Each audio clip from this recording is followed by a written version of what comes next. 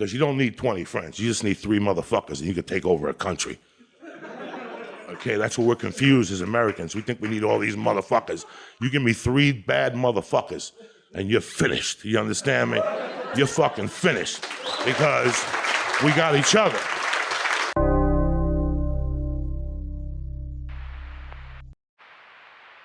The following program deals with a controversial subject. The theories expressed are not the only possible interpretation. The viewer is invited to make a judgment based on all available information.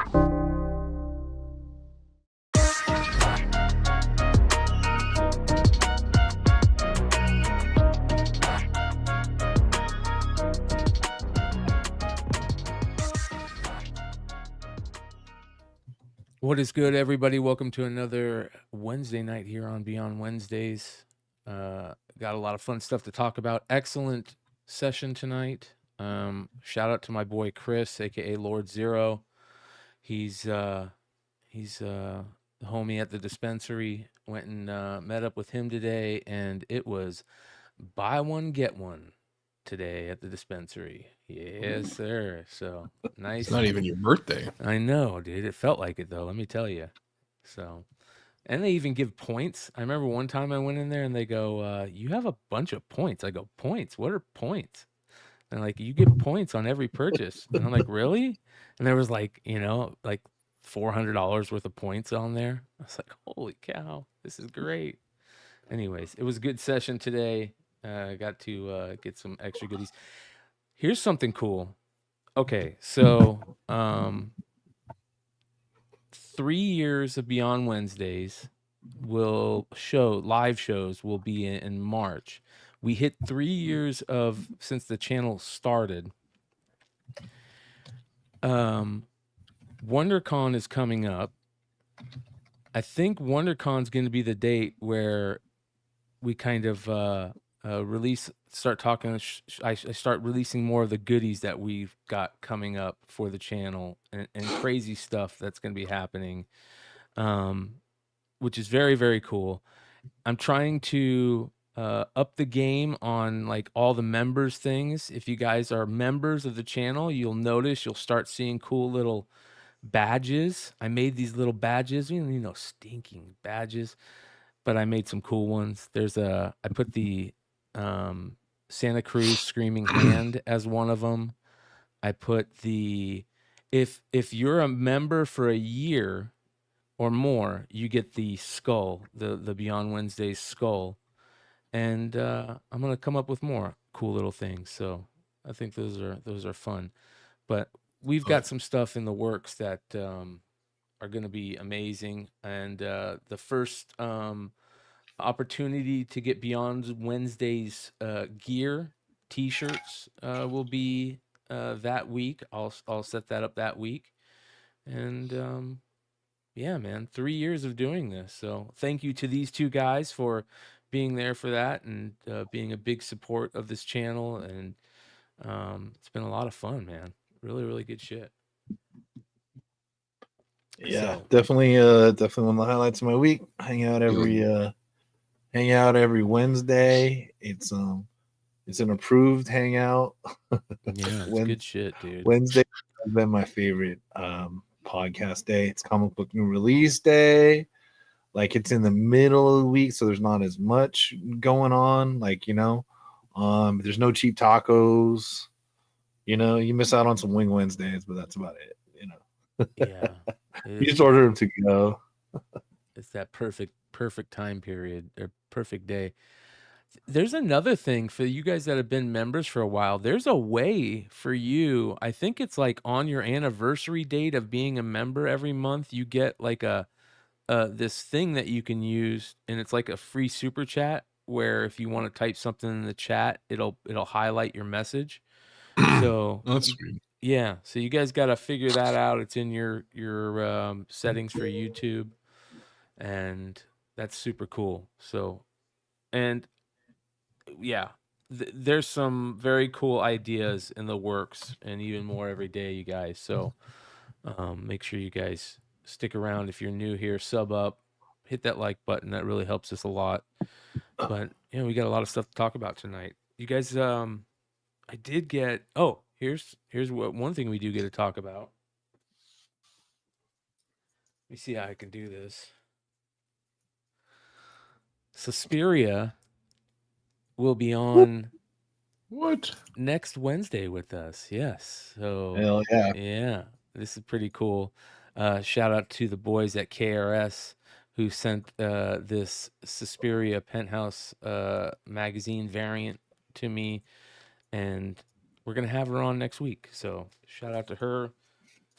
Love her art, and I think that's kind of one of the cool things that we're pretty good at here is celebrating really good new artists and finding some of those diamonds in the roughs that need everybody needs to know they are because they're amazing, and she's definitely one of them. So that's gonna be a lot of fun.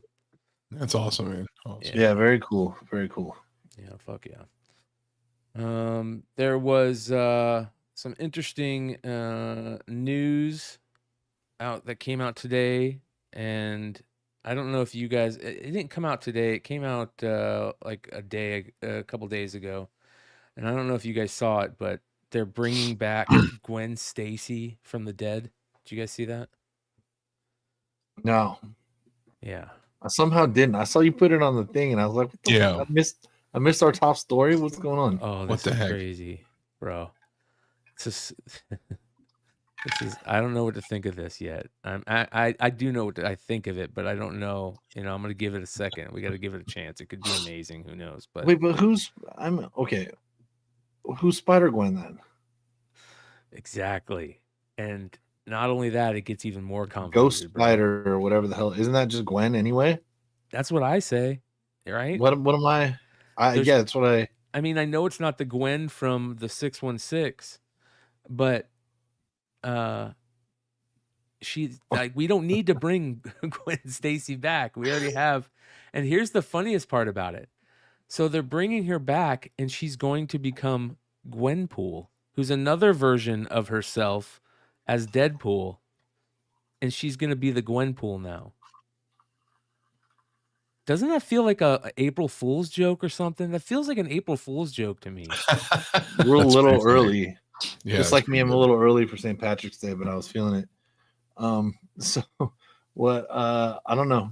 I don't know if they bring back Emma Stone, I can live with it. But I bet you Mr. All for that. Longshort is so Yeah. mad. I bet you Mr. Longshort is. Let me see He's if not he said feeling it? anything. So he's a huge Gwenpool fan, and he's been angry for a while. Yeah, here we go. See, yeah. Look at it. This is another cover for the new Gwenpool series. Gwenpool is so meta and so brilliant when done correctly. This series will probably piss a lot of people off, but could be brilliant. Scott has been a hit or miss, but his Godfather of Hell series has been excellent. We'll see. So man. is that custom? Is that Greg Land?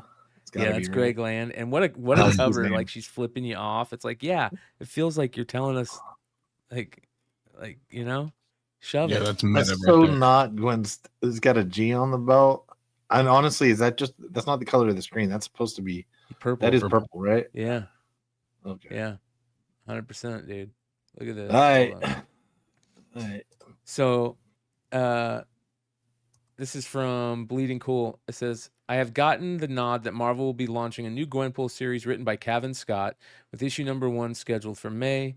That's all I know for creative teams, which is more than I've had for Spider-Girl or Emma Frost White Queen. But I do know that Gwenpool 1 will have variant covers. Look at these, all are very interesting, but this one right here is really good.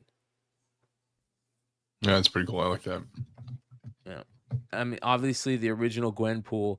So here's what this series they're kind of like teasing that the actual Gwenpool will help this Gwenpool in the story, and they're like working together. So that's gonna, it could be super meta, and if that's the case, then good on him for maybe taking a swing at it.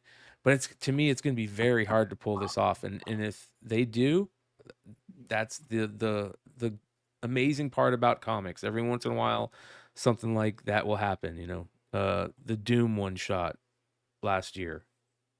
Came out of nowhere and destroyed. Yeah. It was amazing. So we'll see how it plays out.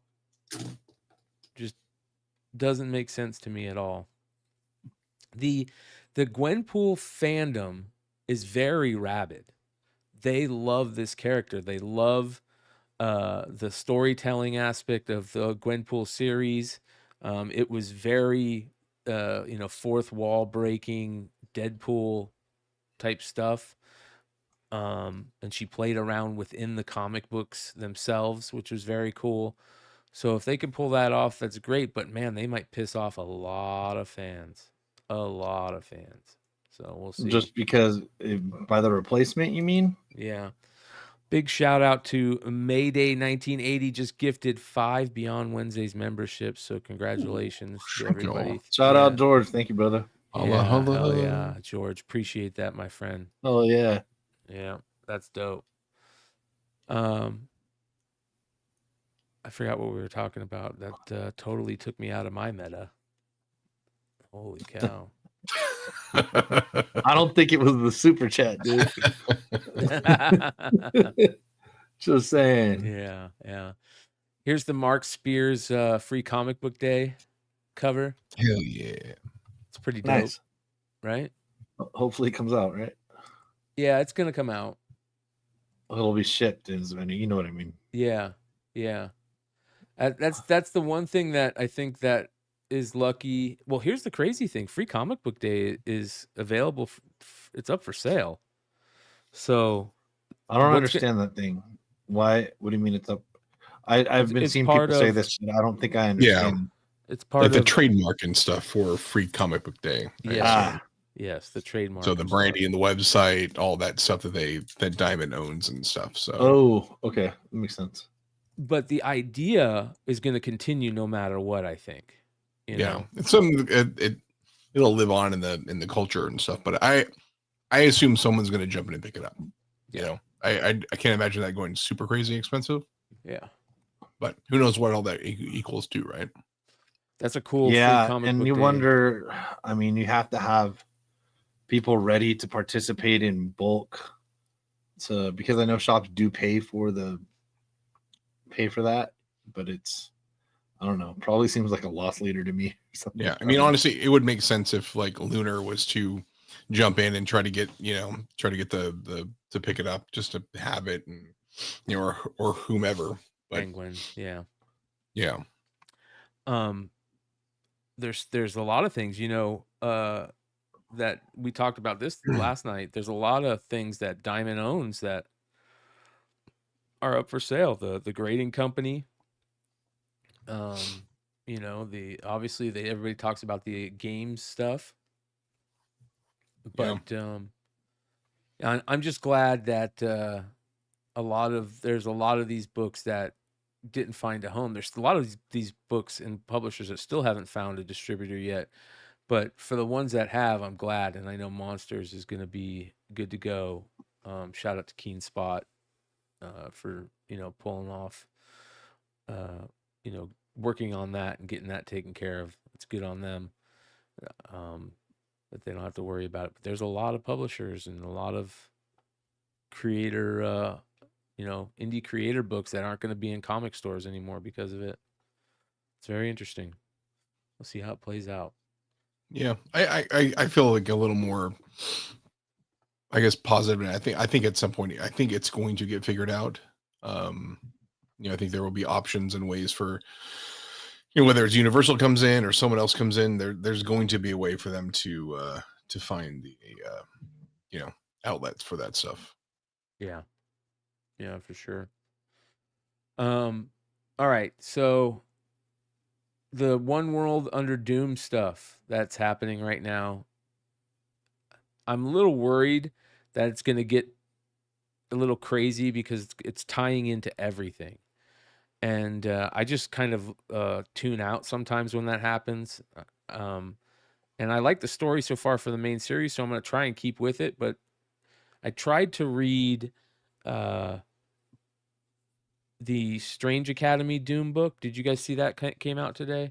No. Yeah. No. There's a new so the Strange Academy kids are now in Latveria because they're supposed to teach under the Sorcerer Supreme. And so because Doctor Strange isn't in it anymore, they're in Latveria and Doom is their new teacher. And it was just really hard to read. It was really, I couldn't get into it.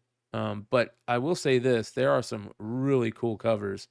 And this is just got talked about today. It's solicited One World Under Doom #4. Look at this Audie Granov cover right here.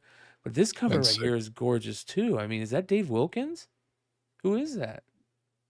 Ben Harvey. Ben Harvey. Because it looked like almost like Wilkins. Hold on, let me see here.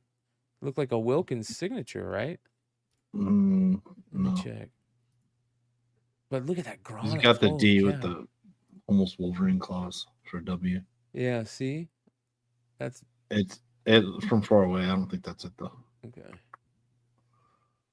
It looks like a BH. It's probably Ben Harvey, but they're both gorgeous. Look at those. That Granov is, and there's one funny thing in the Strange Academy, new Strange Academy Doom book. They go into the school and it's like a big castle, and in every room there's a picture of Doom, and it looks like that he's staring at you in every room. So the artist made these pictures, and literally every time you turn the page, there's a and it looks like Doom's just looking right at you. You know what I mean? That's hilarious. Yeah.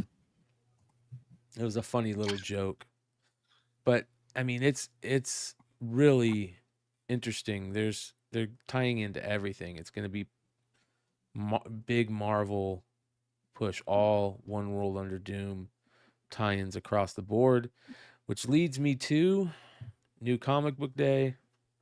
There were some interesting things today that came out, and let me get into some of the things that I thought were really good. There's a couple good variants. I like this Vecchio Torch one.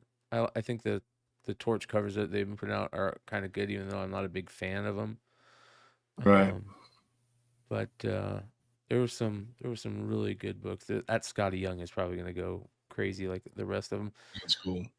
Yeah, But 1/100. The Declan Shelby 1/25 for Daredevil Unleash Hell #2, the red band with Muse. That's going to be a big book.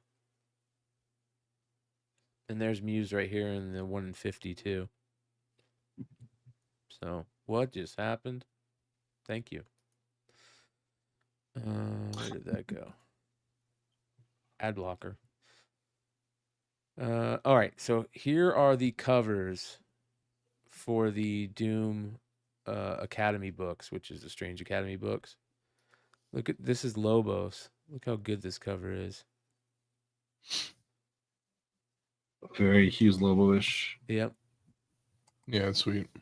I like the castle in the background. The trade dress looks good with it. Hold on, I didn't mean to do that. But there's a lot of first appearances in this. First appearance of Scoop, Marta, the editor, and Drew Linda, and first team appearance of the Doom Academy. There is this cover right here, obviously, the Ryan Brown cover, which is amazing, which is the same type of thing where, you know, Doom staring at you. Really crazy pictures in every room. And then they did an homage to the original Opeña with the new characters. Oh, that's cool. Yeah. Yeah.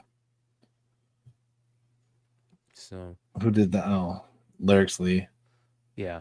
Sad Lemon with the KRS. Yeah, it's a retailer exclusive. KRS. Yeah. Yeah.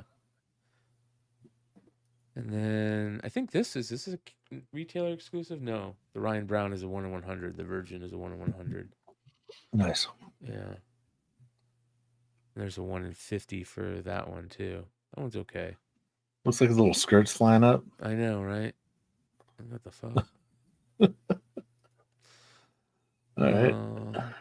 I like that Cassera Wolverine and Deadpool Wolverine #1, second print.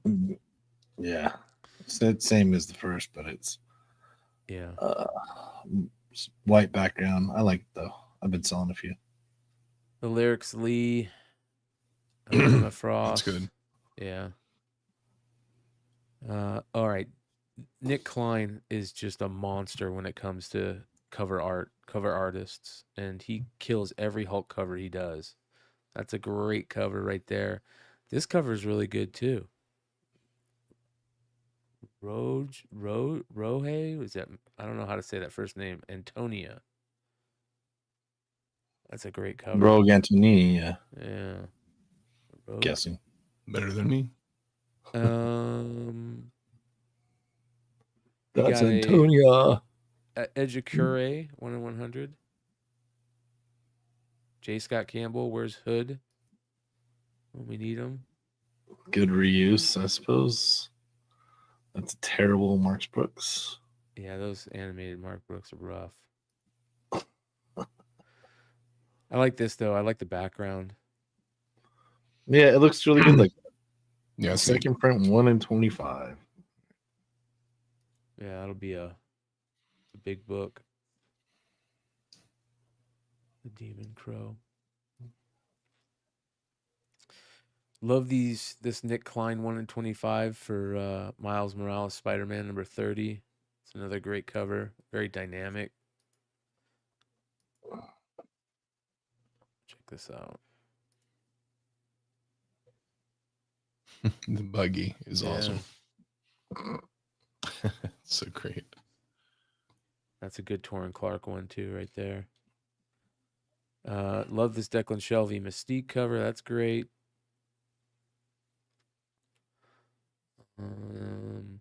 Get the Ahsoka books. Check this out. They're redoing the homage, but now it's Takashi Okazaki doing it. BTC.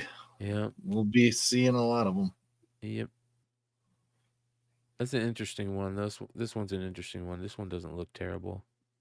Got a cool style to it. Doesn't look like Ahsoka either, but Yeah. not too bad. Greg Land 1 in 25 of the Wookiee Jedi. Storm. Really good Torrin Clark cover right here. Let me pull this up. This one's really good. And by the way, like looking at the Mark Brooks animated at MegaCon, he had these like prints with all those like animated characters on there. They were so cool. Really? Oh, really? Yeah, it was awesome. It just looks really different, dude, than his. Yeah, I love his it. normal Like, art. it's like Disney-esque. It's so Really? freaking cool, man. Maybe And I wouldn't think. makes- Maybe I wouldn't think that if it wasn't Mark Brooks. Yeah. You know? Yeah. Yeah, Like, I'm you're like, used to seeing a Mark Brooks I'm style. such a Mark Brooks fan that I'm like, oh, Yeah. he mailed it in or something. I guess maybe I'm just not seeing it correctly. Yeah. Look at that this Storm's cover. amazing. That's killer. So Yeah. good. Beautiful. This one's really good too. So, Wookiee. This Ivan Tao's really good for Thunderbolt to Doomstrike. Mhm. That's really good. Solo Wookiee, what's up, brother? Good to see you. Let's see here. More of the Doom stuff. Lee Garbett on the Thunderbolts. Do you hear about let me see if I can find it here. They're doing a incursion storyline in the Ultimate Universe. Mm. So they're going to bring all the Ultimate Universes together, which we all knew they would. But it's supposed to be a free comic book day book written by Hickman, I believe. So we'll see how that plays out. But man, this Wolverine series, this Ultimate Wolverine series is supposed to be really good. And look, the covers for this series, look at these. This In-Huck Lee one right here is awesome. This Ivan Did 2 come Tao. out today? What's that? So 2 came out today? I gotta. Yeah, yep. So this right here is awesome. This Ivan Tao one. This one, I'm Ivan just Tao not one for feeling number 2. that mask, dude. Really? I love That it. yeah. I know. Everybody seems to like it. I'm not feeling it. That little mean- Francis Yu right there. Ooh. When you think about it, like as in the Winter Soldier style, you're like, oh, okay. That's Yeah. what clicked for me. I'm like, oh, I get it. All right, that makes Yeah. more sense. Yeah. Yeah. Because I was like, oh, it's weird that he's got a face mask, but then like in the book, it's like he's, the Winter Soldier. And I'm like, there we go. That makes a Okay. lot more sense. Yeah. Give so me all I'm kinds gonna- of perspectives tonight, Sean. I'm gonna check that That's out. what I'm here tonight. for. That's what I'm All here right. Hey, that's why we're both here. When's the last time we saw Alex Ross doing X-Men characters? Look at that. Look at that Cable. Yeah. Look how big Cable is compared to everyone. Feeling that cable. Yeah. I always liked the giant cable. So do I. Like, yeah, big dude, big guns. Yeah. You know? Deadpool. He's doing Deadpool. Yeah, that's pretty good.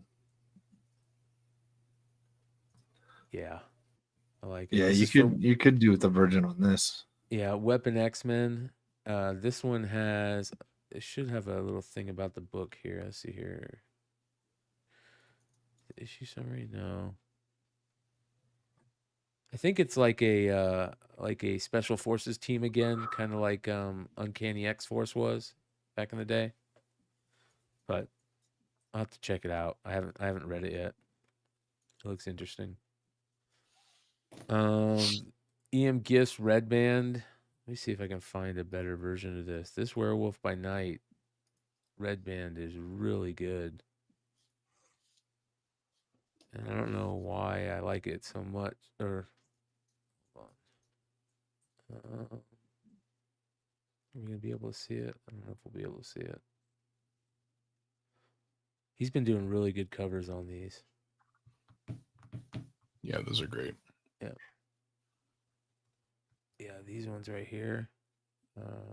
They just showed that this one right here is amazing. This one right here is amazing. This one right here is amazing. Yeah, Gist is so good. Yeah. Really good. X Factor, Ken Lashley, Mark Brooks animated. Segovia. Segovia is another badass artist. For X-Force number 8. Mm-hmm. They're doing a 132 facsimile. So you got a 1 in 25, and then you have a variant, retailer exclusive. Looks like the 1 in 25, they're trying to play off the whole Wolverine in the sewers thing. Famous panel. Can you imagine having the original art to that panel? The John Byrne original art to that Wolverine. Oh yeah. All right, DC, you got the Hush facsimiles continuing. This Batman and Robin series is supposed to be, year 1 is supposed to be really, really good. So I got to check that out. Let's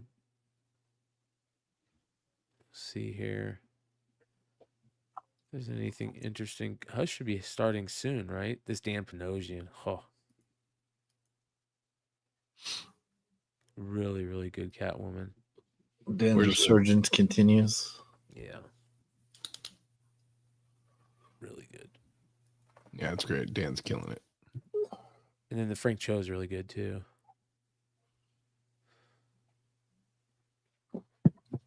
Really good Christian Ward. Crisis Facsimile. Creature Commandos. That's cool. Fuimara. Fuimara has just a cool name. Gene Ha for the Jenny Sparks. I like Jenny Sparks. Cool character. There's a Mad magazine for you, Sean. It's actual mad. Yeah. That's awesome. Yeah.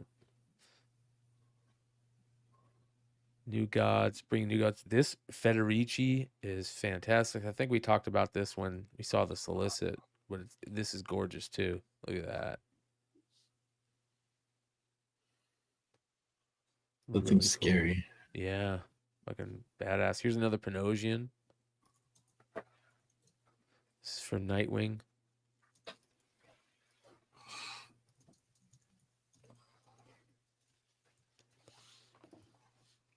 see here. Nice skull cover. Pete Woods, Titans in Love. I like his art style. Dude, so are there any Lucio process videos out there? This dude puts out a lot of work, man. Dude, all oil paints, bro. It's a freaking machine, man. Yeah. Yeah, that's as far. Yeah, I mean that. There are That's as far as I know. That's all he rolls, dude. Did you hear I about mean, the look how good that story? is. Look how good they all are, dude. He doesn't. You might not like the characters or the demon screwing the chick with like skin wings might be a little weird for you, but like Wolverine's cock is another one. But the skin wings, dude, are weird. You guys ever bro. see the commission of the Wolverine wiener? Yeah. They just showed it. I don't know if it's on his Instagram or not. Someone commissioned him to paint butt ass Noogie Wolverine. And he's just standing there, freaking long out. Jesus. All right, so that's like Yampy 678 bottom right. I want to see if I can find it. Bought and sold that. Check this out. So this is a painting he did for Billy. Oh yeah. Look at that. Good Lord. It's amazing. And there's a video of him working on that. Let's see here. Yeah, here you go. There's his process video.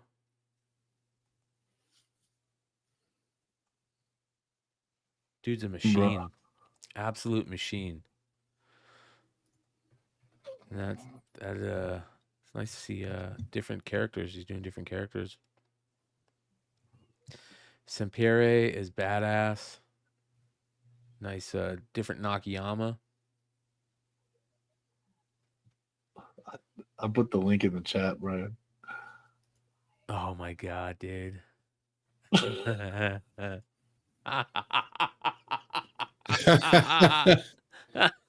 my goodness. All right. Just saying. You can get it. It's $11,000. So somebody commissioned him to do it and then didn't buy the art? I don't know. I don't know if it says inquire about this piece. I don't know if someone could resell it. As far as I knew, it was commissioned, but how do I know? And then my memory could be betraying me too, and he just felt like drawing his dong. I was just giving him. I was just trying to give him the benefit of the doubt. What's up? Look at this China Wonder Woman. Last time we saw Wonder Woman like this was on that Wizard Adam Hughes cover. She's a beast. Oh, fuck with that. Look at these Zatanna covers, man. The Panosian, all these Zatanna covers are perfect. Chris, is it Bacalo or Bachalo? Do you guys know? I say Bachalo, but I honestly have no idea if I'm Bacalo. right or not. I always said Bachalo too. Okay. So I'll say Bachalo then. That's how other people say it also. That's all I got, man. Look at how good these covers are. This one is fantastic. Very haunting. Yeah, really good. Yeah. So this is for Zatanna #1. Then you got this one, which is excellent. First appearance of a new character called Lady in White. There's Jamal Campbell. So that's good. Then you got the Panosian, which is excellent. It's all for one book. It continues to this amazing is it Zaleski? Talaski. David Talaski. This cover is knock out the park, home run. That's cool. Yeah. I like the spotlight is really neat. Right? That Panosian too, he posted a picture of his wife being the model, posing Really? with the on his IG. stuff on his IG, which is cool.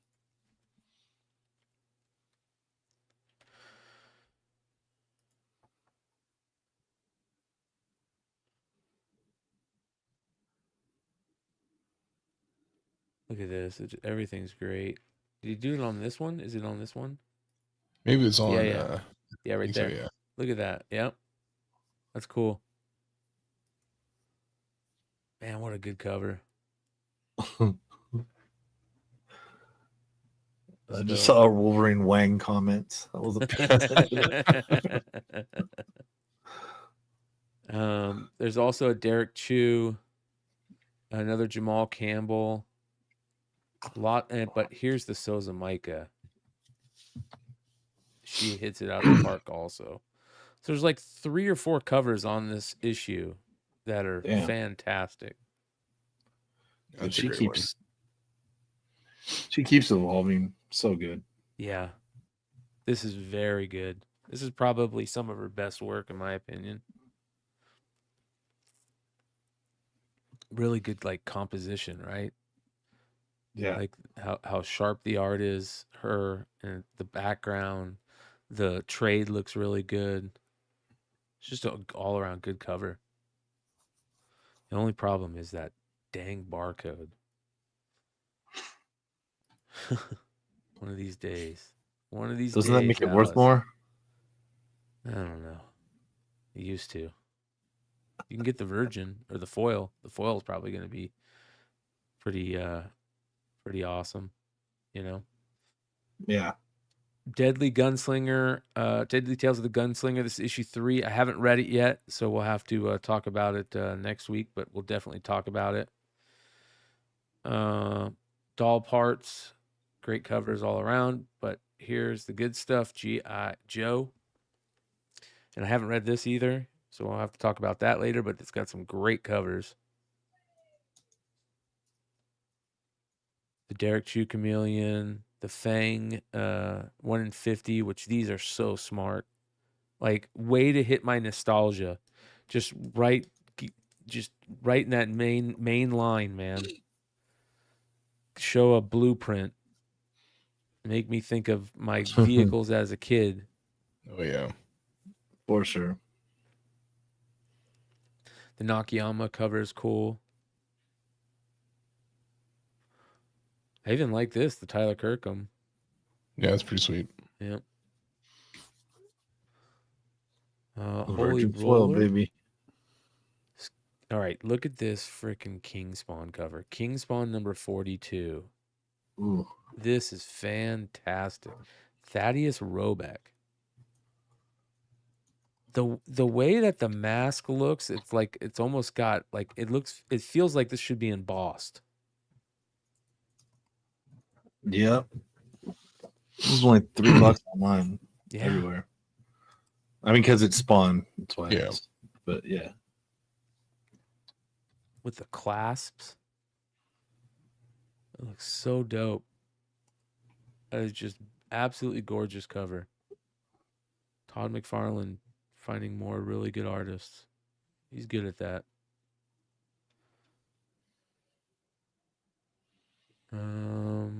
The Power Fantasy. I heard this is a really good series too. Rat City. Was it the Power Fantasy? It might have been the Power Fantasy that I heard was really good. Rat City. You got the Bjorn Barons cover, which is excellent. Oh, that is good. Yeah. World Treat got a really good cover. It's got 2 really good covers actually. Both these are. The 1 in 25 is pretty crazy. I don't read that series, so I don't know if it's any good. If there's any World Tree people in the chat, let us know. Michael Avon Emming, it's good to see him back in comics.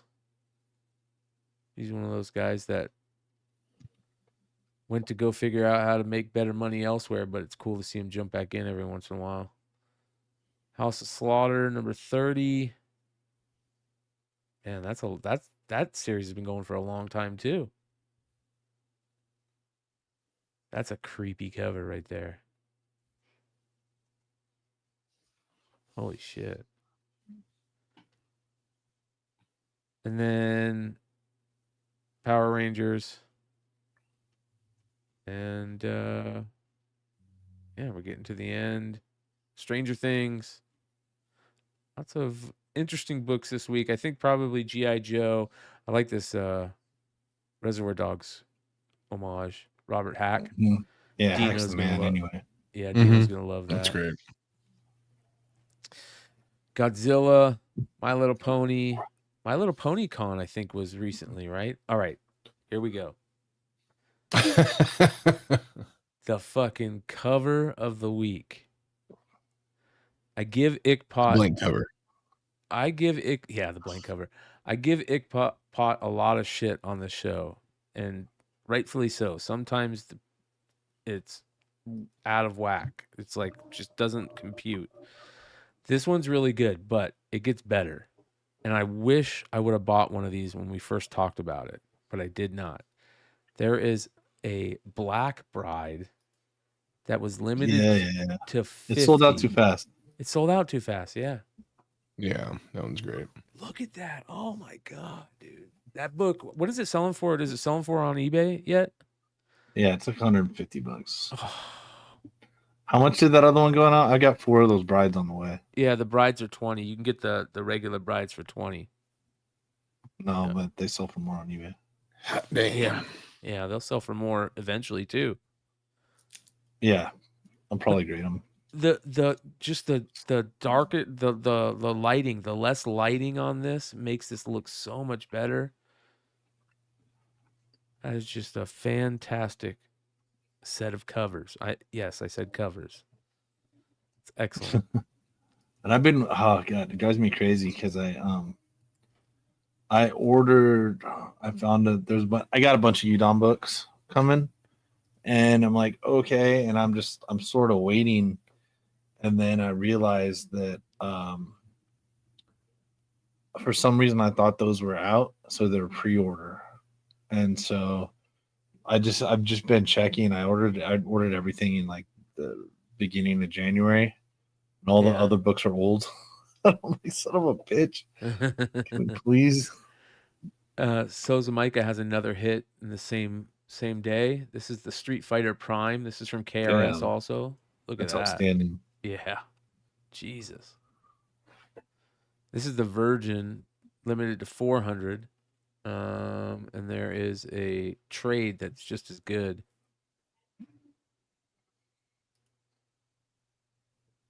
Excellent cover. Both of those covers were great for the Udon stuff, the Street Fighter Prime. God dang, those are good. Oh shit. That's awesome. It's a great image. Yeah. I got some of those Wheeljack covers from KRS last week. Yeah, sold those out. Are great. Yeah. Sold out in 2 minutes. Those were great. We were thinking, even Mr. Longshort had said, well, there's more of these. It'll take longer. And I was like, that makes sense. But I was still fucking fast fingering it. And on I happened to be here. And so I was like, I have it on both. So I was quick enough. Let's put it that way. Yeah. And also, my pink metal Wheeljack, the guy reneged on the. Oh, really? Yeah, but I'm keeping his $800 payment, so I haven't. Oh yeah, he paid you the first half. He paid the first installment, and then he asked until now, and he said something about his wife needs to go to Brazil for surgery, something or other. And I was like, fuck, let me make sure I worded this correctly. And I said, yeah, no problem. It's canceled. And I screenshotted the invoice where I said there would be no refunds. So, and there's no guarantee what I'll end up getting for the book. If the, the window, there's been off the market for almost 2 months. Yeah. So I don't know what to say. So I don't feel that bad, but I wouldn't either. If the dude would have asked for more time, I would have said yes. Yeah. But he has to cancel, so I don't know. Yep. I don't know what to say. If he comes back wanting to work with it, I will, but I don't know what to tell him. Well, unless you sell it before then. I mean, I wouldn't say go out and sell it right away. I put it on eBay within 30 seconds. Okay, good. It's back on eBay, dude. I sent that email and I relisted it because now someone's got a 9.9 up, but I haven't checked the census. There's only 30 of them, and they marked this book wrong when they did it. Oh, really? Yeah, they put mine was probably the good chance mine was first graded because I sent it right away. And What is it? The what's they the marked it the Vampirella on mine. The Vampirella 672 Wheeljack put like pink 9.9.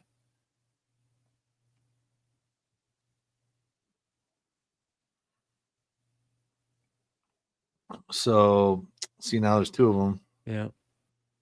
And yeah, I've not seen any 10s though. Whatever. But so no, if you look at their cover, if you can find the 10 or whatever, it's mine.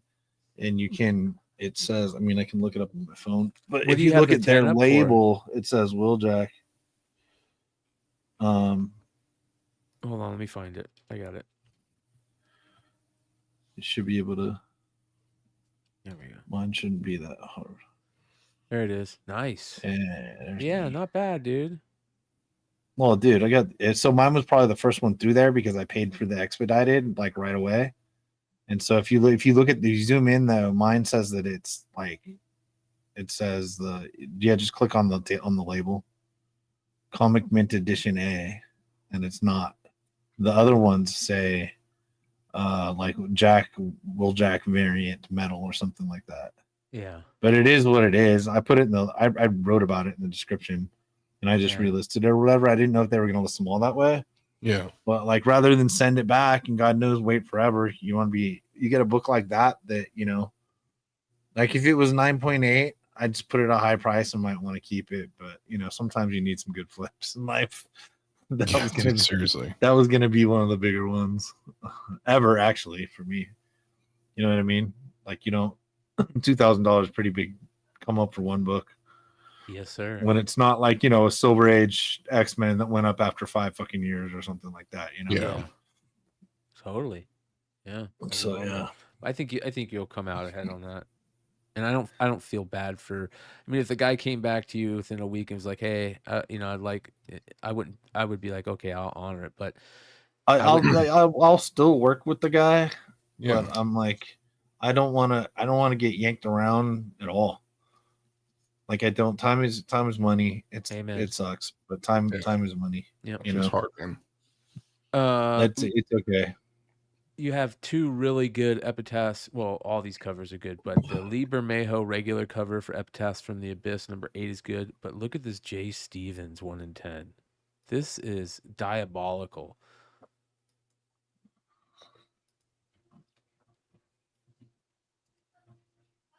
It just doesn't feel right, like the cartooniness of it, and that's why I love Jay Stevens' art. Ownings was so diabolical. It's amazing. So this one, I have a feeling is going to be a good one. Is there anybody out there in the live chat or in the replay chat that has been collecting all the Stevens 1 in 10s? Because I think that would be cool. Right. He did all the 1 in 10s for I think all of them, right? Man, that's a good one too.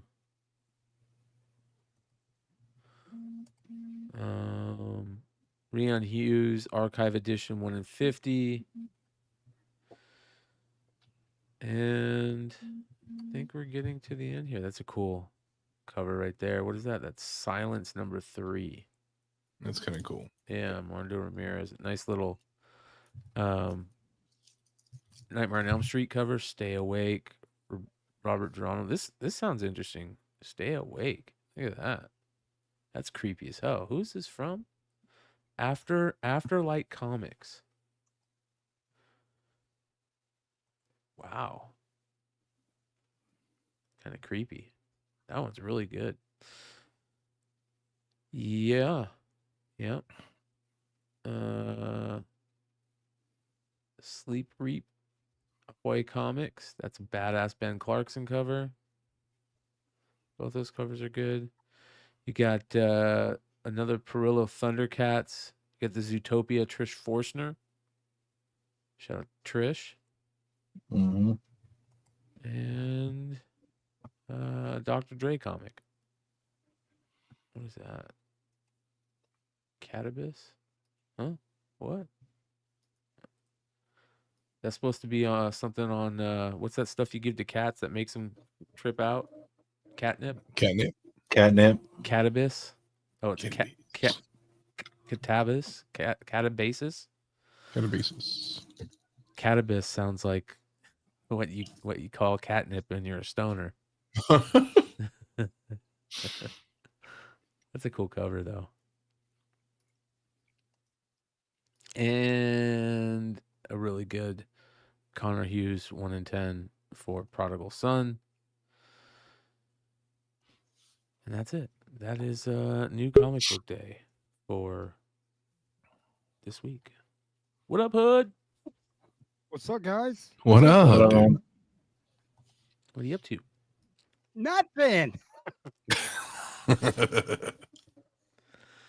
What are y'all talking about? Fill me in. What happened? This amazing cover that sold out too fast and none of us could get. I got Limited to the 50. Pride one. Yeah. Damn. Yeah. Yeah, that's Hold really on. good. Yeah, that one's really good. So I thought it was Okay. Hey. No, So my wife's getting out. there is some Just playing, dude. There is Damn. some. Hold on, let me find this. Oh, Comic Pro's coming up. It's gonna be interesting to hear everything after Comic Pro. There was. Yeah, I'll be there tomorrow. Yeah. Where's it at? It's in By you Glendale. guys. Oh, really? Yeah. Yeah. You guys. Are you going, Clutch? Yeah, I'm going out there tomorrow and Friday. That's going to be very interesting. I can't wait to hear. There was a couple things I was interested to hear. I want to hear what's going on with Ignition Press. I want to hear what their plans are. I know Bad Ideas got some stuff going on. So that's going to be interesting. And then we'll see what else happens. But James Tynan's going to be out there. I saw. Who else? There's a couple other people I saw. Ginger ale. Nice. And because of that, there was a couple really good pieces of information that came out about that. Let me see here. If I can find it fast enough. And this is actually very interesting. Couple things. One, I saw this. Let me do this. Chat. So, come on, open. Dynamite has a new series coming out called Gargoyles. Demona, based off the demon gargoyle chick, the female chick. Oh, Female cool. demon. It's a chick gargoyle. And this is a Mark Spears cover. That's pretty good. I like that. I like the Mark Spears coloring. So that got announced pre Comics Pro that they're going to be doing this. And then just as cool is this absolutely fucking gorgeous. Look how beautiful this is. They're doing a archive edition of Vampirella. Look at this.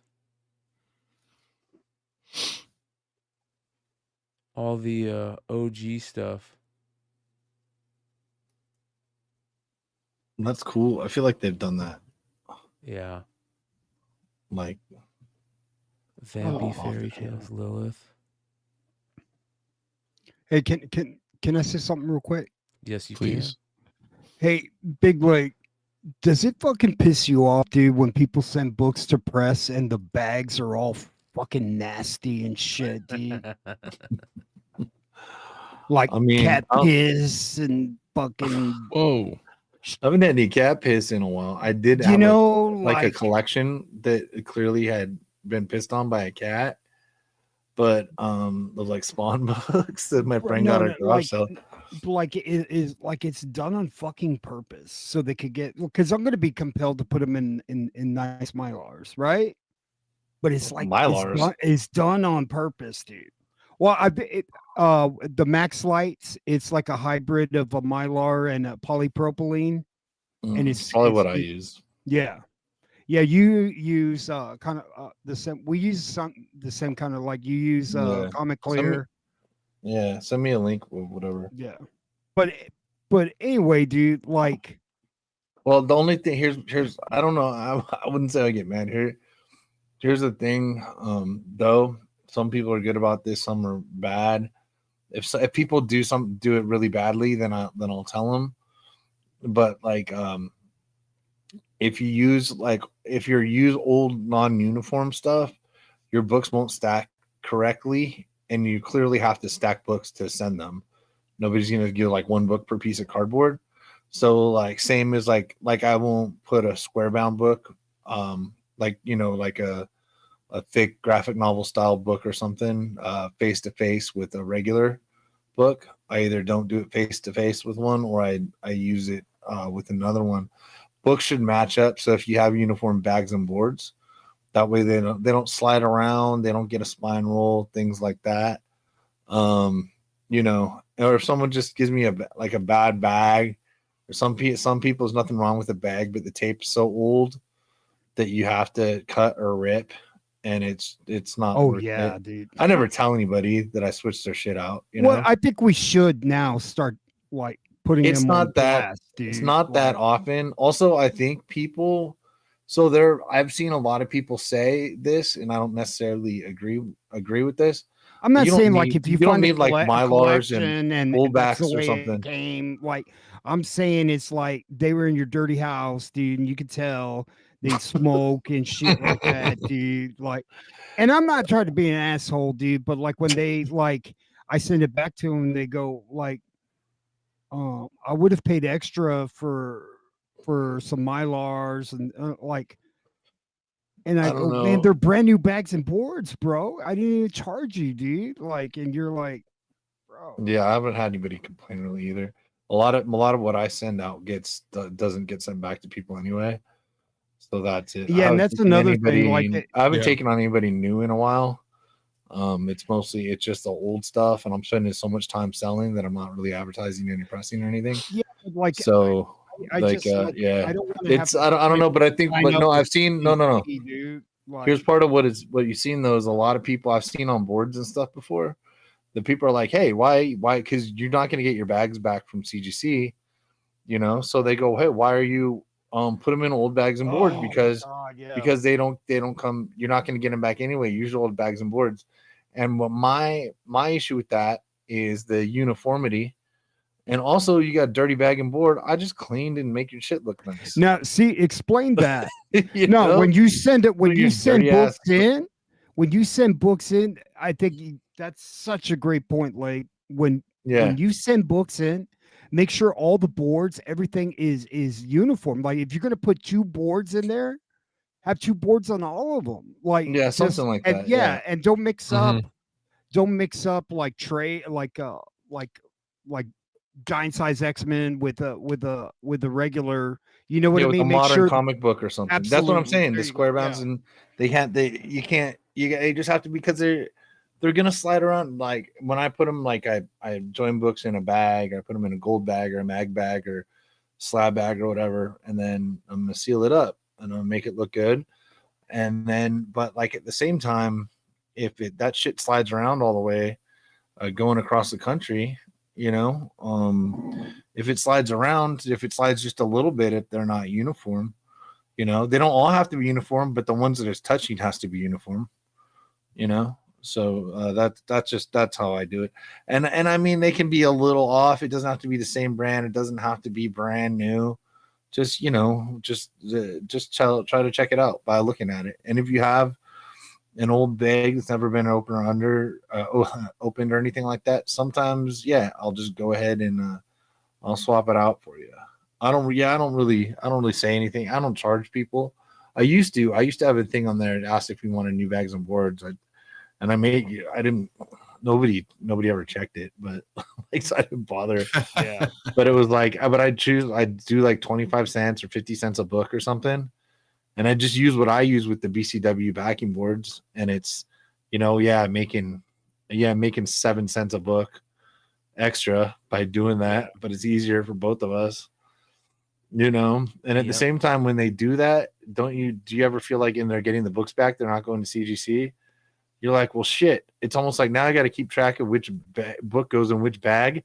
So I put your shitty book back in your shitty bag and put your new book back in your new bag. And I don't like, I'd rather if you have me all the same bags and boards, like I know customers that are going to be all the same. And if you have different era books, of course, we're not talking about every book needs to fit in a silver bag or something like that. It's a spirit of the law, not the letter of the law. But if you have like I'm just being an asshole, man. I'm fucking tired from work, bro. I don't get disregard that. everything I For said. me. Chat. I'm not like that. I'm just tired. Dude, it's not. I'm sorry. You made me defend myself over here. Send me all the dirty bags you want. Send me all your dirty bags. I don't care. Bro. Everybody who thinks you haven't sent me a pube, you have. There's a hair somewhere. There's a hair somewhere in every fucking order, man. Yeah, bro. Hey, bro, you just started? Damn. That'd be fucked up with a gray pube, bro. It's like, hey, bro, come on. Yeah, you definitely know it's mine. Holler. Yeah. Jesus. Is that why you haven't been touching my books? You're like, oh, there's too many pubes in these books, sir. Clutch. Too many pubes. Put your nutsack too on. Many pubes. Sorry. That's hilarious. Not supposed to read these in the bathroom anymore. Man. So, real quick, another thing that Dynamite, two more quick things about Dynamite that's really cool is they have that Captain Planet I'm thing sorry, coming out. Brian. I fucking No, you're interrupted totally you. fine, brother. You don't have to worry about that. I don't mind you Bro, doing if that. we don't Get go off outta the here. rails once a fucking Yeah, what are you talking about? Yeah. At least I didn't talk about my mother-in-law, dude. This is badass cover by Ben Oliver right here. That is just amazing. I don't know what it is about this cover. It's really fucking good. And then Mark also does a cover for Captain Planet too, so be on the lookout for this. But more importantly, I think the biggest news for Dynamite is this. Elvira Harley crossover. Oh, that's cool. Yeah. Yeah. And this can be, I have a feeling this is going to be very, very cool. I just have a feeling. So we'll have to keep an eye on that. Is it, if they haven't done this is the first time, right? Yeah. Yep. Yeah. Amanda Connor, Jimmy Palmiotti doing the book, which makes it even better. We should try and get Amanda and Jimmy to come on here and talk about it with us. That'd be great. Man, Jimmy's a bad motherfucker, bro. Yeah, they both are, dude. So I'm gonna reach out and see if Jimmy and Amanda want to come on with us and talk. And when it comes out, I think that would be very, very cool. But this is gonna be that comic huge. is done so good. Yeah. Yeah. I think Bruce Timm and Paul Dini are really known for Harley, right? And Batman the Animated Series and everything. And so we know that. But I think Amanda is also just as much known for Harley. When I think of Harley and I think of her art, I don't think of Bruce Timm anymore. Even though I love Bruce Timm Harley art, when I think of Harley in my head, I picture Amanda Connor's Harley art. It's just it's iconic. Where's Yee? We need him to hold up a sign that says iconic. Shout out to our boy Yee. I haven't seen Yee lately. He's been working or guitaring something. up. Yeah. Touring. Yeah. Touring. We miss you, bro. Yep. So yeah, that's gonna be very interesting. And shout out to our boy Jesse, who is probably the biggest Elvira fan that I know. I don't know of a bigger Elvira fan So he'll probably be pretty stoked about this. But very, very good stuff. And we're going to be hearing news like this probably over the next week. There's going to be way more coming out from Comics Pro and stuff like that. So that's going to be very, very cool. What else was there? Hey, Clutch, are you wearing the same shirt as me, bro? Yeah, bro. What's up, Fat bro? guy Carhartt. Let's go. Hell yeah, bro. I think my wife was sending me a message, bro. I go Dude, She goes, Wrangler. I picked these up when got you some light bulbs. She got these from Lowe's, and they were on sale. yeah, dude. The And I was Lowe's got like, the whole Carhartt Yeah, section in the front dude. of the store. It's amazing. I'm gonna be a Carhartt model, dude. Yeah, dude. It's just like Need this a is like my hammer? personal uniform. I've got like 10 of these, 10 of them in gray, Yeah, dude. 5 in black. Yep, black or Right. gray. Start modeling. Get that military green, bro. Hell yeah, dude. There's a whole fucking line. What is it? Military green, vato. Carhartt. All right, I got a really good market report for us tonight. So let me get into that. Hey, can I do my pickups real quick? Of course case I you fall can, asleep? brother. Of course you Go can. for it, dude. Let's get into it. All right. What you got? Number 1. I picked up this one. Ooh. I've never I know seen I have it That's somewhere, tough, huh? but never seen I that. just wanted to make sure I have it. So I probably got 2 now. Was that Camel? Yeah, dude. The Planet of the Apes. All right. I didn't know that existed. Mama. I've never seen Dude, that. so either. this guy number- on Whatnot, I forgot his name, and sorry I can't shout him out, but because I forgot his name, but he was pumping Campbell's, dude. Oh wow. And I was like, man, I gotta watch this just out of principle. Yeah. So yeah, dude. This is awesome. This is pretty nice. I think this is 2002. Do you remember the series Planet of the Apes? The Yeah. Human War? Not the human Yeah. war though.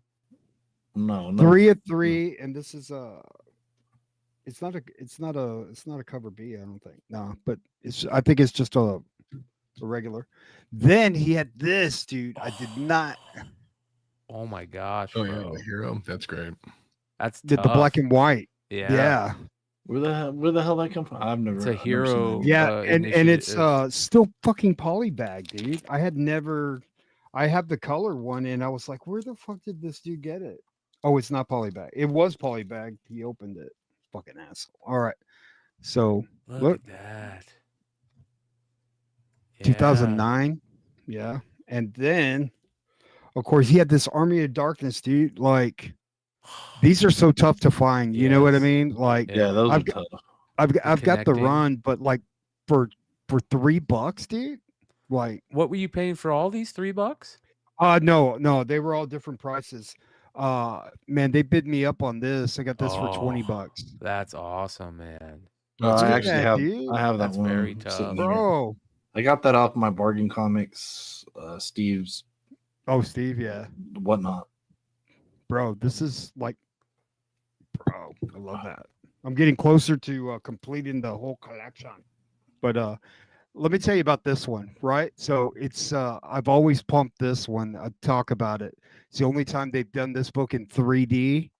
Like somehow or another, it's like they've done all facsimiles and stuff like that. This is unique because it's a 3D of McFarlane's ASM 300. So I thought that was pretty cool. When did that come And out? then, God, this came out like 5 years ago. That is Let cool. me see. So I just let me see. Let me make 2019. Excuse me. Wow. Well, 5 almost years right. ago, yeah. Yeah, it is 5 years ago. Yeah. But That's cool. Did they all come with glasses? Or yeah, they came polybagged with glasses. I like how it says 3D in the back too. oh, okay. I just sold one, but I don't think it was the 3D one. And then I did not know this one. You guys remember this cover? This one's Yeah. the gold version. Ooh. Yep. Ooh. The Yeah. DC gold. Mama. Yeah. Okay, that's it. That was very It's all nice, good. man. And I picked up this Lady Death. Oh, that's I didn't know nice. it was like. I think I accidentally bid on it. I was like, fuck. Well, let's just get pickups out of the way. You get any pickups? I'll take all Leg? your lady deaths. Leg, you get any pickups? No, I've got too many. Yeah. That you had, they'd be like, I'll just show you all the stuff I'm gonna sell soon. I don't have anything good. I got a camel book, but I left it at home. Which one? I'm trying to remember. Claim. That's the one I'm not selling. That's the reason I'm bringing it up. Oh, come on. Which one is it? Come on. Sneaky, I don't know. bro. I really don't remember. It was Buffy 10. That's a good one. Which one Don't is you that? have that? There's a Buffy the Vampire Slayer, like number 10. That's good shit.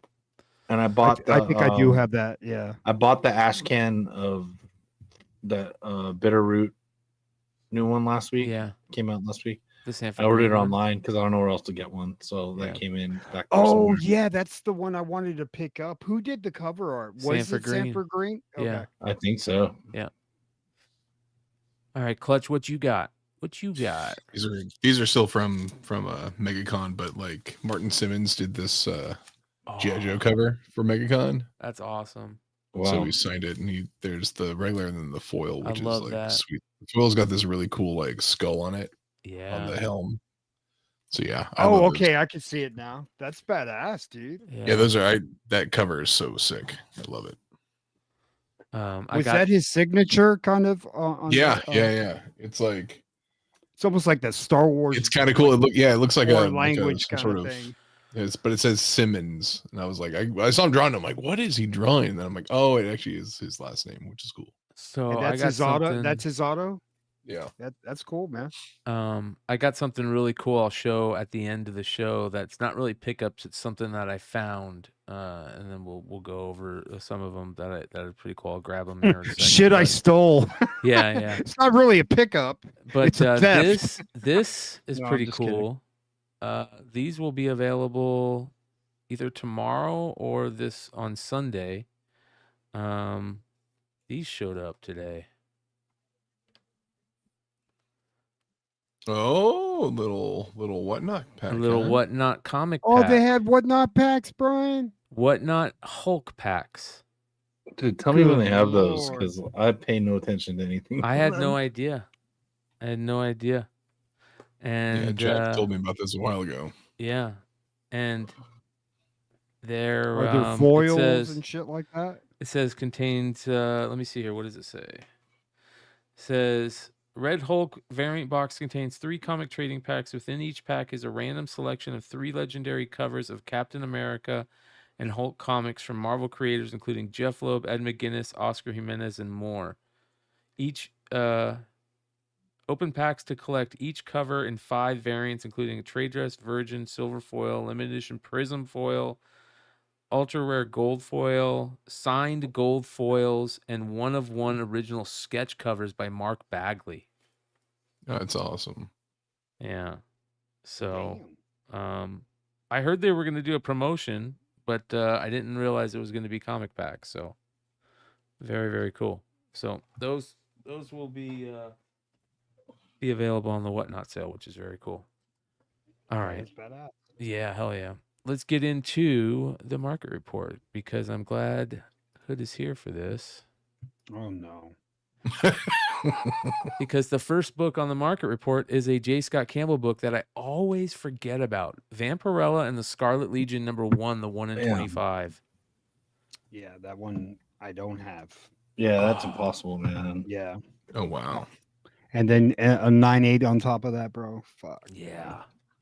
Yeah, that is a monster of a book, dude. It's a really good book. Yeah, I feel like 900 is a really good deal for that. Fuck yeah, it is. Yeah. I bet you anything one sold for like 1500 a while back. I think we Yeah, were doing probably it just on- somebody just didn't know on that one, dude. Crazy.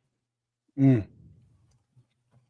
And then Sonic, new Sonic movie coming out with Shadow in it. First appearance of Shadow. $177 raw.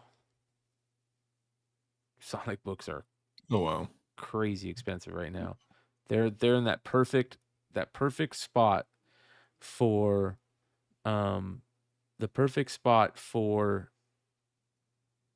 that nostalgia hit for kids who are just starting to make money that they can spend on on stuff that then when they were a kid they loved, and that's kids that are like 25 to 30 and they grew up on Sonic, right? We grew up on Mario, they grew up on Sonic, so the Sonic stuff is super hot, obviously, with the It's Sega movies. Genesis. Yeah. So, Yeah. but this is also crazy. You remember these, these Yeah. Rick and Morty artist proofs of the Yeah. lenticular?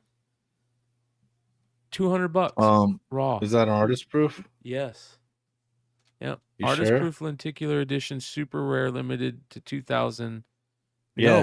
No. Nice. Is it 2,000? Yeah, I sold. I sold a 9.8 for like 800, and I sold.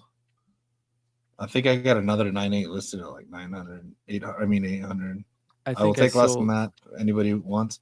I have raws too. I didn't want to grade anymore and fuck up the census. I think I sold. Jesse all was mine. blowing them out. Yeah, I think I sold all mine on Whatnot. Me and Leg were at San Diego, and we're at the their booth, the Oni booth, and I look over and there's this stack of these lenticular Rick and Morty books. And I remember when they first came out, they were really cool. So we're like, oh, let's pick these up. And the guy's like, yeah, $5 a pop or something like that, right? It was like $10 a pop or something. They were cheap. And then I was like, I think we should get a few of these. They're so cheap. And we did. And then also, no, because they had a SDC, they had a con book. And we went over there for their $10 con book or whatever to, flip for 10, 20, $25. And then I was like, oh, okay. Yeah. So that was nice stuff. So, and then the crazy part about it is we turned them over and it says artist proof on the back. We didn't know they were artist proof. We thought they were the regulars. Yeah.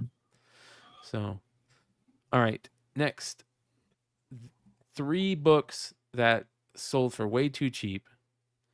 A Batman 608 signed by Jim Lee 9/8 signature series yellow label sold for $138.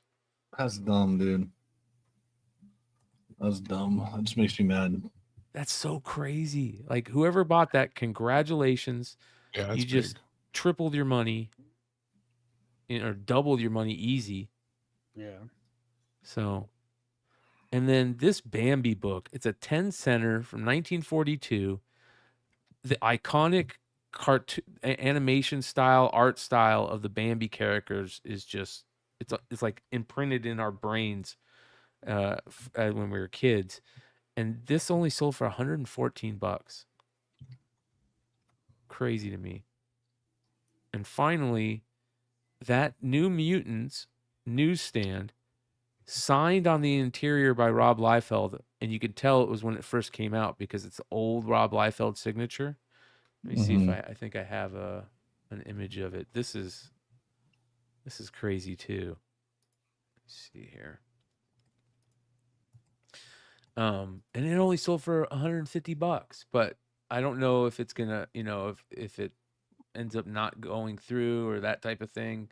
You never know. But look at this old signature here. There we go. Let's get rid of that.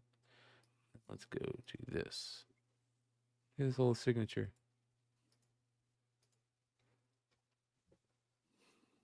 All right. Then it turned, yeah. And it doesn't. Damn, look somebody like, held that their whole fucking life to get $150. Right. And it looks like it's in good condition too. Jesus. Yeah, that looks super clean. Newsstand, very clean. Signed on the interior by Rob Liefeld. Like you said, for $150. Man, maybe because there's no back picture, but still. Yeah. Yeah. It's crazy. Next. Bruce Timm sketchbook from 2006. Signed. $187. Pretty cool. Love sketchbooks. And then the Savage Dragon 233, Fame as Bald is Beautiful cover, $152 raw. And then this So one many is, rare ass Savage Dragon books, man. yeah. This next one's crazy. Young Romance number 15. Look at the bottom title part. It says, "The love I could not bring out in the open. Backdoor love." Young Romance number 15, Backdoor Love, only 3 graded. Jack Kirby art on the interior. I love it. $100 that sold for.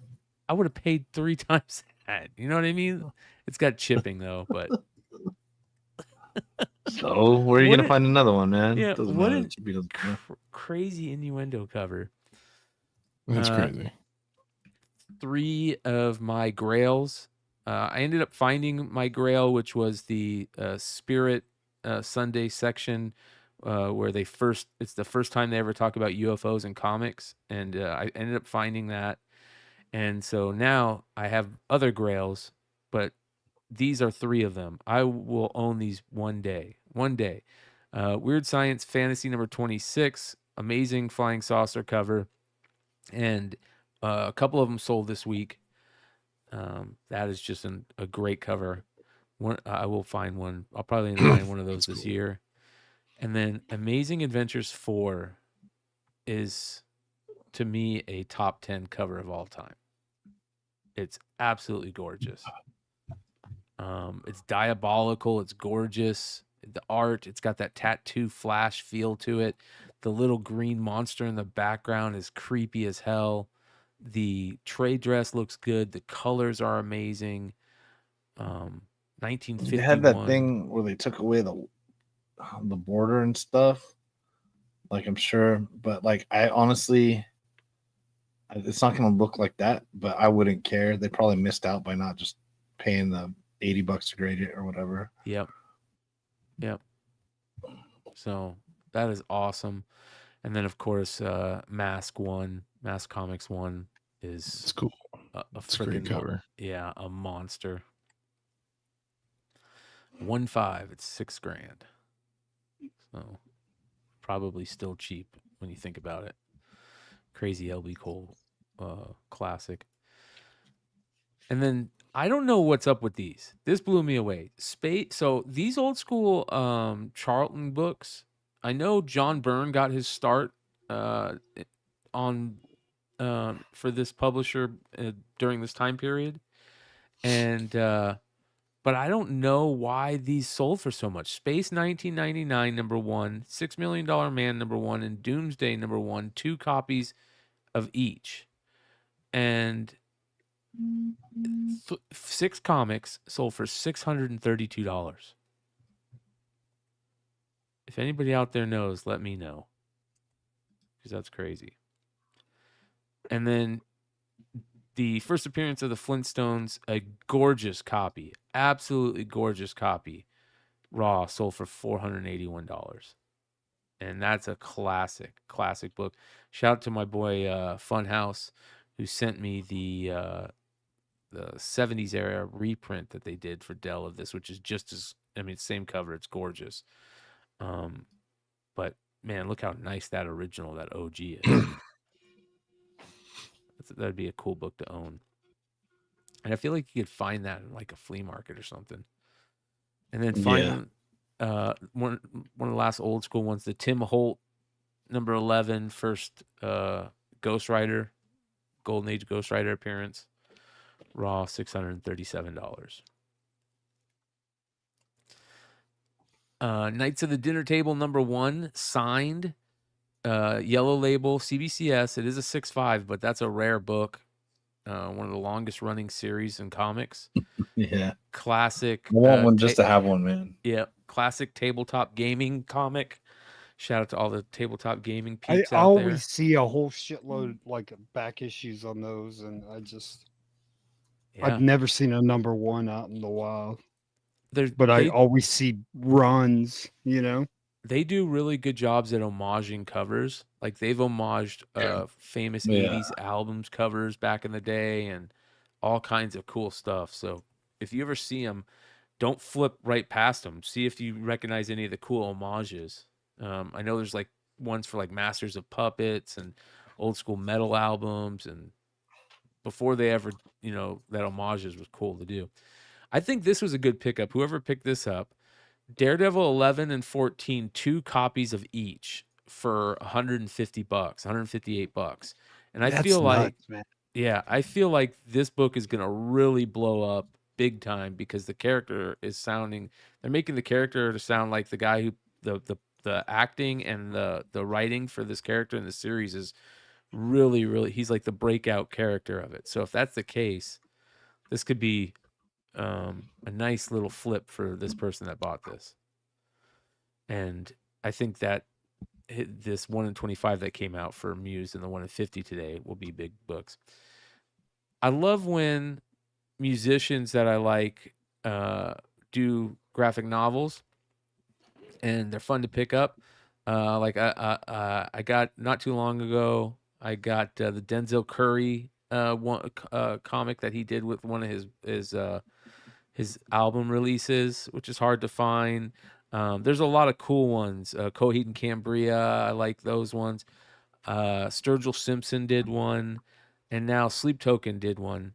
So this is they call it Teeth of God, and a couple of these sets sold this week, so they must have just came out for $150 to $250. So if you pick those up, I don't know how much they were to begin with. It might be a nice little flip. GI Joe. Yeah. Joe. #1 newsstand, really nice condition, sold for $325 raw. It looks great. Yes, it does. And then I've never seen these. Have you talked about these before, Clutch? The Insiders? Yeah, that was like if you're a Skybound insider and you like reach a certain like number of points on their whole program, you get they'll send you like some free books. Oh wow. Yeah, those are pretty cool. Those are cool, yeah. And then a book that is constantly homaged, but there's very few that do a good job.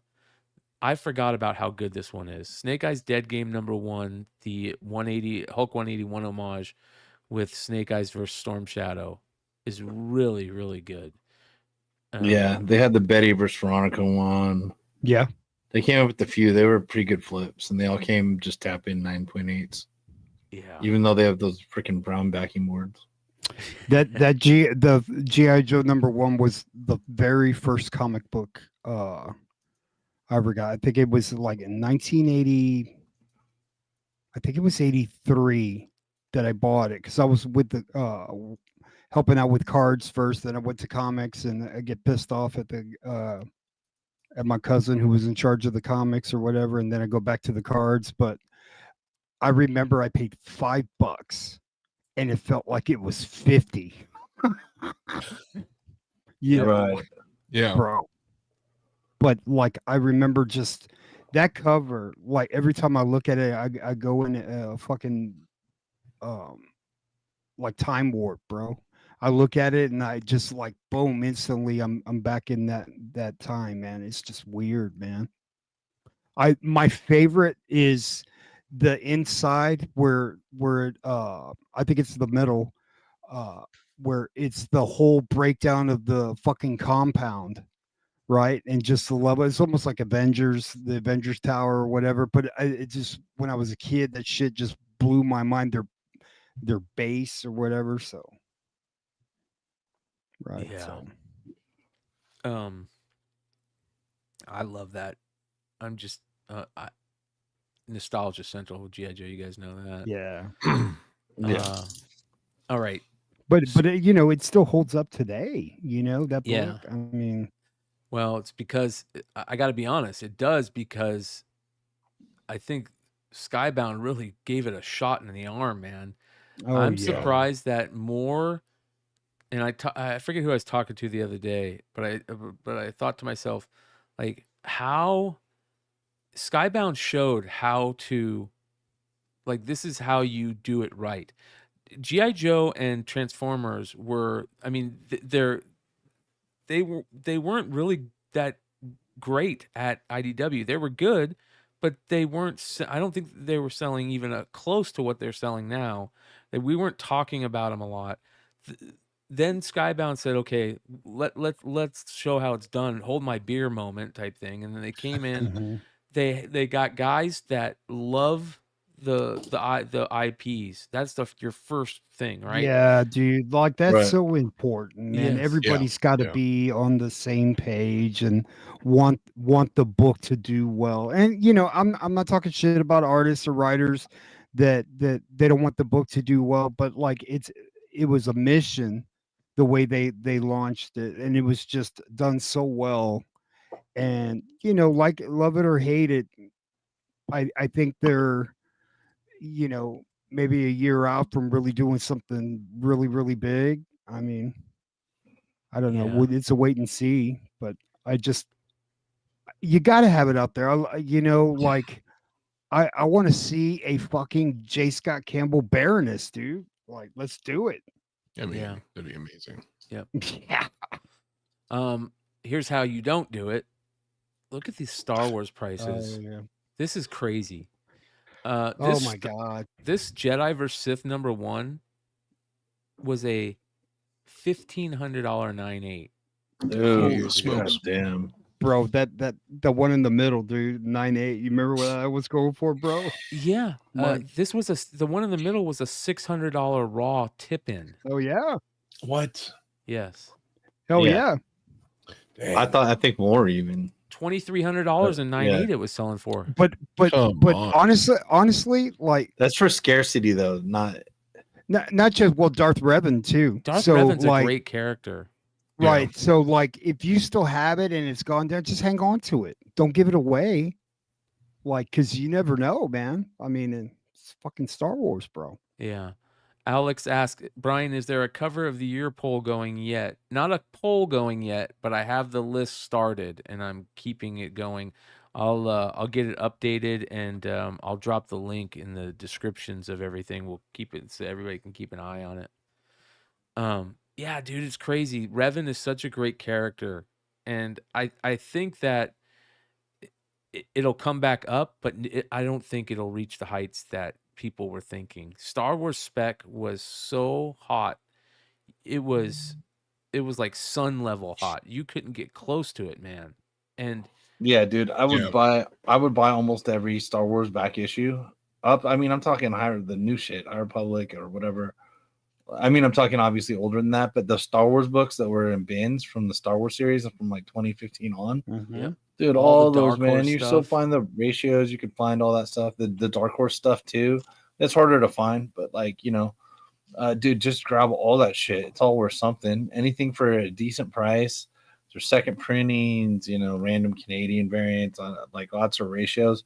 So no matter what the hell it is, man, around Mandalorian time, Spec was running rampant, and good lord, you can make a killing. It was a perfect storm with the state of the market as well. So Yes. it's not take that for granted. But fuck, man, it was great. And now, like, people, I'm just leaving my Star Wars shit in a box on eBay Live unless I've got multiple and it's the main characters from A New Hope. Yeah. You know what I mean? If I've got the crew on there, somebody nostalgic's gonna buy it, or I don't know. Is Brad Selden in here? He buys them. He bids on my Star Wars. Yeah. He gets them for like $3, but he bids on my Star Wars. Yeah. I have a ton of Star Wars trade paperbacks, like a ton. Which ones? The out of print ones? The omnibuses? I don't have the omnibuses. I have the trades, the actual trades. So like all the Dark Horse stuff, all the Clone Wars The Clone stuff. Wars? Yeah, all the Clone Yeah. Wars. All of them. Like it's just I probably have 50 Star Wars trades. You know what I mean? Yeah, I got them all right here too, man. Yeah. And they look so good on a shelf, but I'm also like, you know, I'm gonna sell them. But I made a killing on Star Wars stuff when Whatnot first started. That's what I was selling on Whatnot was Star Wars stuff. Dude, all day. And you know, I sold some books for other people's too. They immediately sent their Star Wars over and was like, "Have at it, buddy." Yep. Yep. Anybody with the backstock of fucking Star Wars is making bank. When I go to any of the cons, I just immediately go to their Star Wars, and I didn't care. $5-10 a book, I'm just paying it, no problem. Yeah. Not like now where I'm like, nah, I don't know about $3-4, you know. Yep. Star Wars Tales is the best series, comic series, by the way, Ethan. 100% the Star Wars Tales stuff is the best. It's anthology. They got a bunch of different creators to do cool stuff. It's got the famous cool. like Garth Ennis Stormtroopers story in it. They did amazing covers. They would do these B variant covers that were like newsstands, like type Those photo books. variants were Yeah. sick, dude. The fight variant between Darth Maul and Vader, the 23, which is the first cameo of Revan, is and Malik. That was a great one, but it's got the X-wing Biggs, I think, is the cover for that. Anyways, really good stuff. Nakayama's very first cover is in that series, Star Wars That's Tales. right. Yeah. This Galaxy's Edge book was another one. It was a $1,000 raw book. Yeah, that was I remember that book being big. Yep. Yeah, dude. Yep. Everything Star Wars That's is what I was talking about. earlier. DED. Next, talk about innuendo covers. One you don't see very often. Adventures into the Unknown number 58. Raw sold for $196. That's a crazy cover, man. I love the all black frame around it too. Those Adventures in the Unknown books around that time were really good, and it's 3D, makes it even better. Have you guys ever seen this Raphael Bad Moon Rising series? I've never seen this from Mirage. It's rare, dude. They got a weird like Michelangelo series with a little bit different name that's around the same time. Yeah, I've seen it. I've had it on my watch list forever. You just don't see it come up at all. Yeah. Any of those Mirage with those logos right there, with that green logo, you should just buy them if you see them. I was gonna. I think it was effing Rad that had them, dude. And yeah, that wouldn't surprise me. Yeah. And I should have picked it up. Yeah. This was, I think, last year, and I was like, but like, this is a good price on this, man. Like, really good. Yeah. Like, Yeah, I think that's a good price too. I just don't think enough people know to look for it. That's a difficult set to bid, and with 2 bids, you probably. I'm always. Yeah. It's tough to start things at your value. You know, but that's probably what they were doing. I mean, also, that could have been around without a bid for 3 times, and then got 2. You know, that's like that's scary.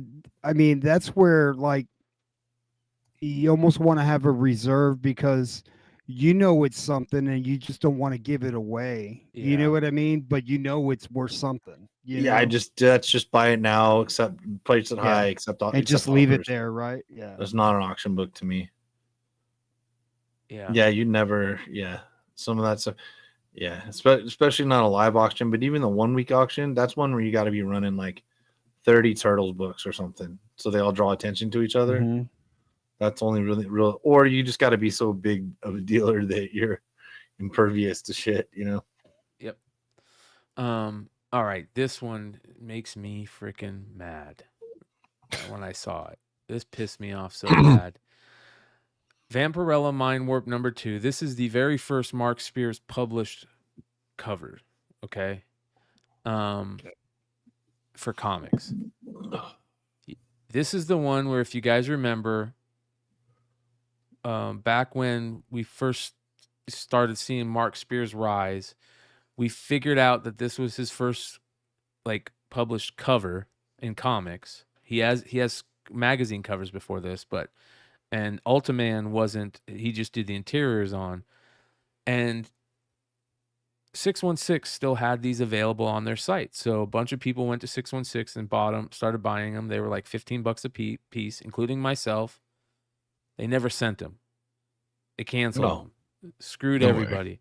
Then they put them on eBay for like $50 to $80 a piece.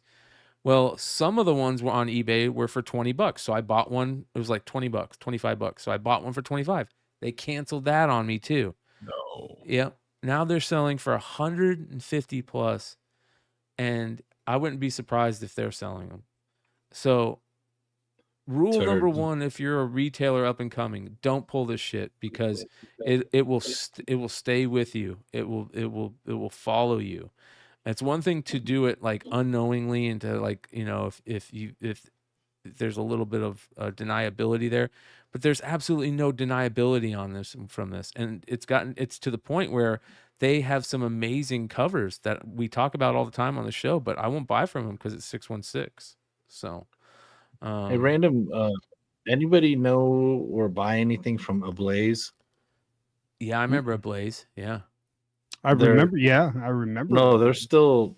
Yeah, I ordered 30 books from them 50 days ago Oh, Oh, on like $150 worth of books, and they won't respond to emails.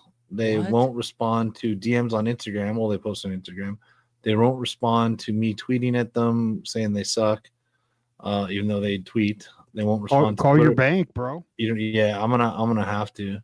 Call your I have to bank. do it on. I have to do it on the phone. I tried to do it electronically, but yeah, it's gonna be a minute on the freaking phone.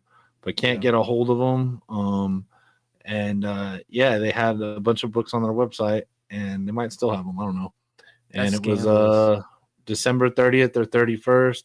One of them was like on the hot 10 or whatever.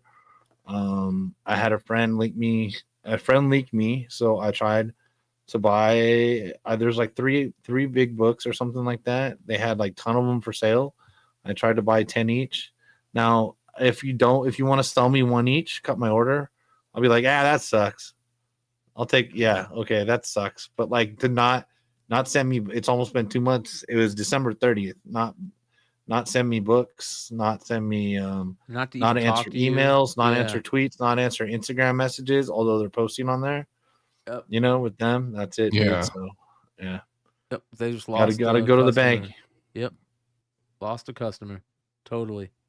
That's sad. You don't And want to do that.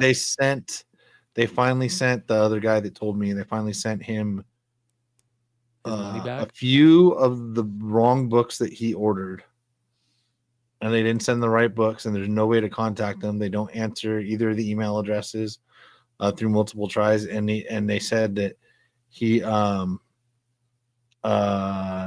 said he said that they had something like the same diamond number as they had mismatched on their website. I'm not explaining this right, but it's like, oh god, but you can't get a hold of anybody to tell them that it's not what you ordered. It's not what the pictures are on their website.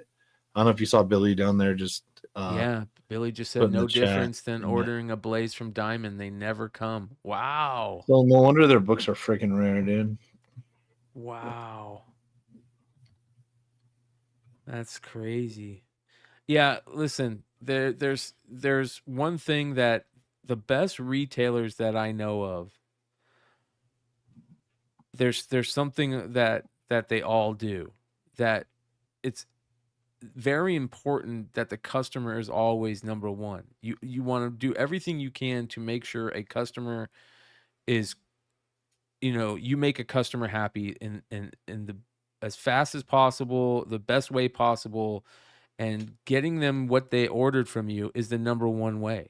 And that is what keeps customers. It also what causes word of mouth and people to go, oh yeah, I love them. They always get me my stuff. They do my best to contact me and this and that. Let me know what's going on. Those have always been the best retailers and have always been the ones that succeed in this. The ones that do the things where, I guess what I'm trying to say is,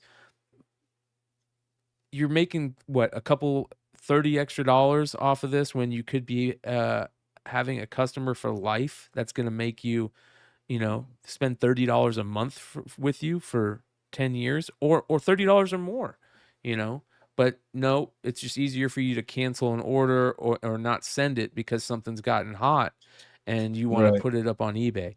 that's such a mind fuck to me. But it's crazy. Their reason was a printing company shorted COAs, so they decided to sell them without. What? COAs are weird. I don't even see a reason for COAs. I'll be honest. They're pointless to me. I wouldn't even sell with COAs. There's no reason, you know. But that is what it is. Anyways, next, some cool toy stuff. I've never heard of these Streetwise Designs muscle mutts, kind of like street Oh yeah, sharks, those are cool. right? Yeah. $1,567 for this one from 1996. And then gotta love the old school packaging that is just the packaging. A 1981 Bespin Star Wars Bespin 3-figure set packaging and the bubble. No figures, just the packaging and the bubble. Sold for $741. And then just the card back and bubble of the 77 Luke 12 back sold for $255. And they're pretty trash, both of them. So pretty amazing. Next, I talk about this every time I see it sold because it's such a big memory in my head. I remember getting the Listen and Fun tripwire when I was a kid.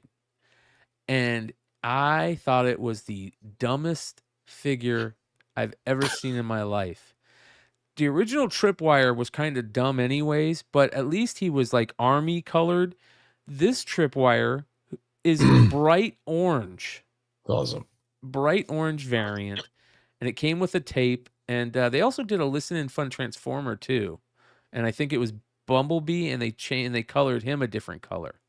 So they're very rare, and I didn't know obviously as a kid, but I always hated that figure.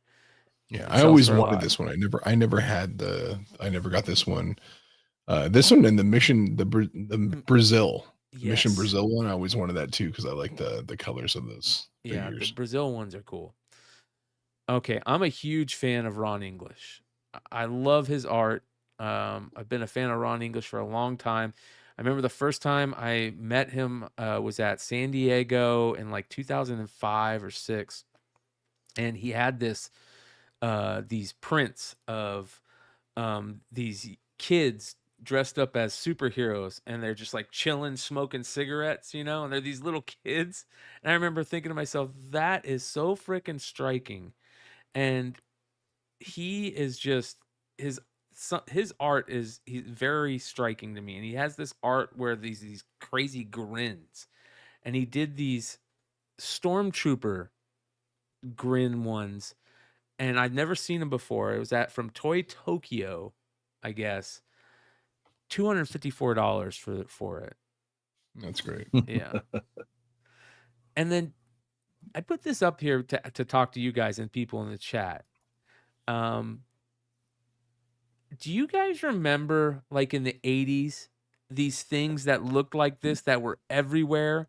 They were like these little things, and like you would go in like to see them in like your doctor's office would have them on the table, like the dental office, and they were like these. They had like feet and the fuzzy ball and the. Do you guys remember those? I remember fuzzy balls, but not these ones. No, I don't. I saw it in that Wolverine picture from Korea earlier. Yeah. I mean, if anybody knows what I'm talking about, please write in the chat or in the comments, because I can't remember what they were called. It was like a fad that happened for like a 3-year period, and they were everywhere, man. And they made all different kinds of them. That it was almost like trolls. You remember the little trolls back in the day? There were these weird. Same with like. California raisins, See, Billy, yeah. I remember actually at a dentist's office. So funny you said that. Yeah. Walker Joe says it too. Yeah, I remember. Yeah, if you guys remember, if anybody remembers what those were called, This reminded me of it. I don't know if this is like an original one of those, but it sold for $160, whatever it is. That's crazy. Yeah. And then Star Wars Mexican bootleg squid head figure sold for $340. That's great. Even those Mexican bootlegs, man, those are badass. And then this is really cool. These two things are awesome. A 1966 Toronto Maple Leaf Gardens concert Beatles ticket, full ticket, sold for $3,000. Yeah. That's awesome. And I wish I would have seen this. I would have bought this next one. The original 1986 Subway poster of the Boys Don't Cry poster from The Cure. Like, that is, to me, one of the most iconic images of The Cure, that poster right there. And Robert Smith. And I have a reproduction of that. I don't have the original. I love those old school Subway posters. They're fucking massive, just massive. Oh, yeah. And that would be awesome to have that one.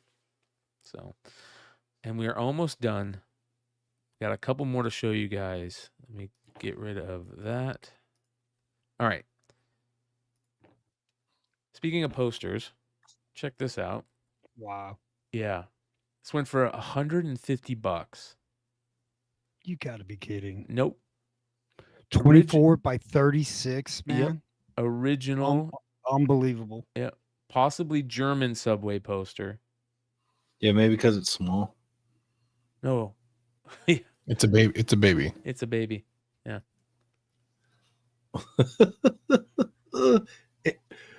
I was at the pool. Look at this. 1983 Beastie Boys hip hop flyer. Oh wow. That's badass, bro. Wow. This guy had a couple of them.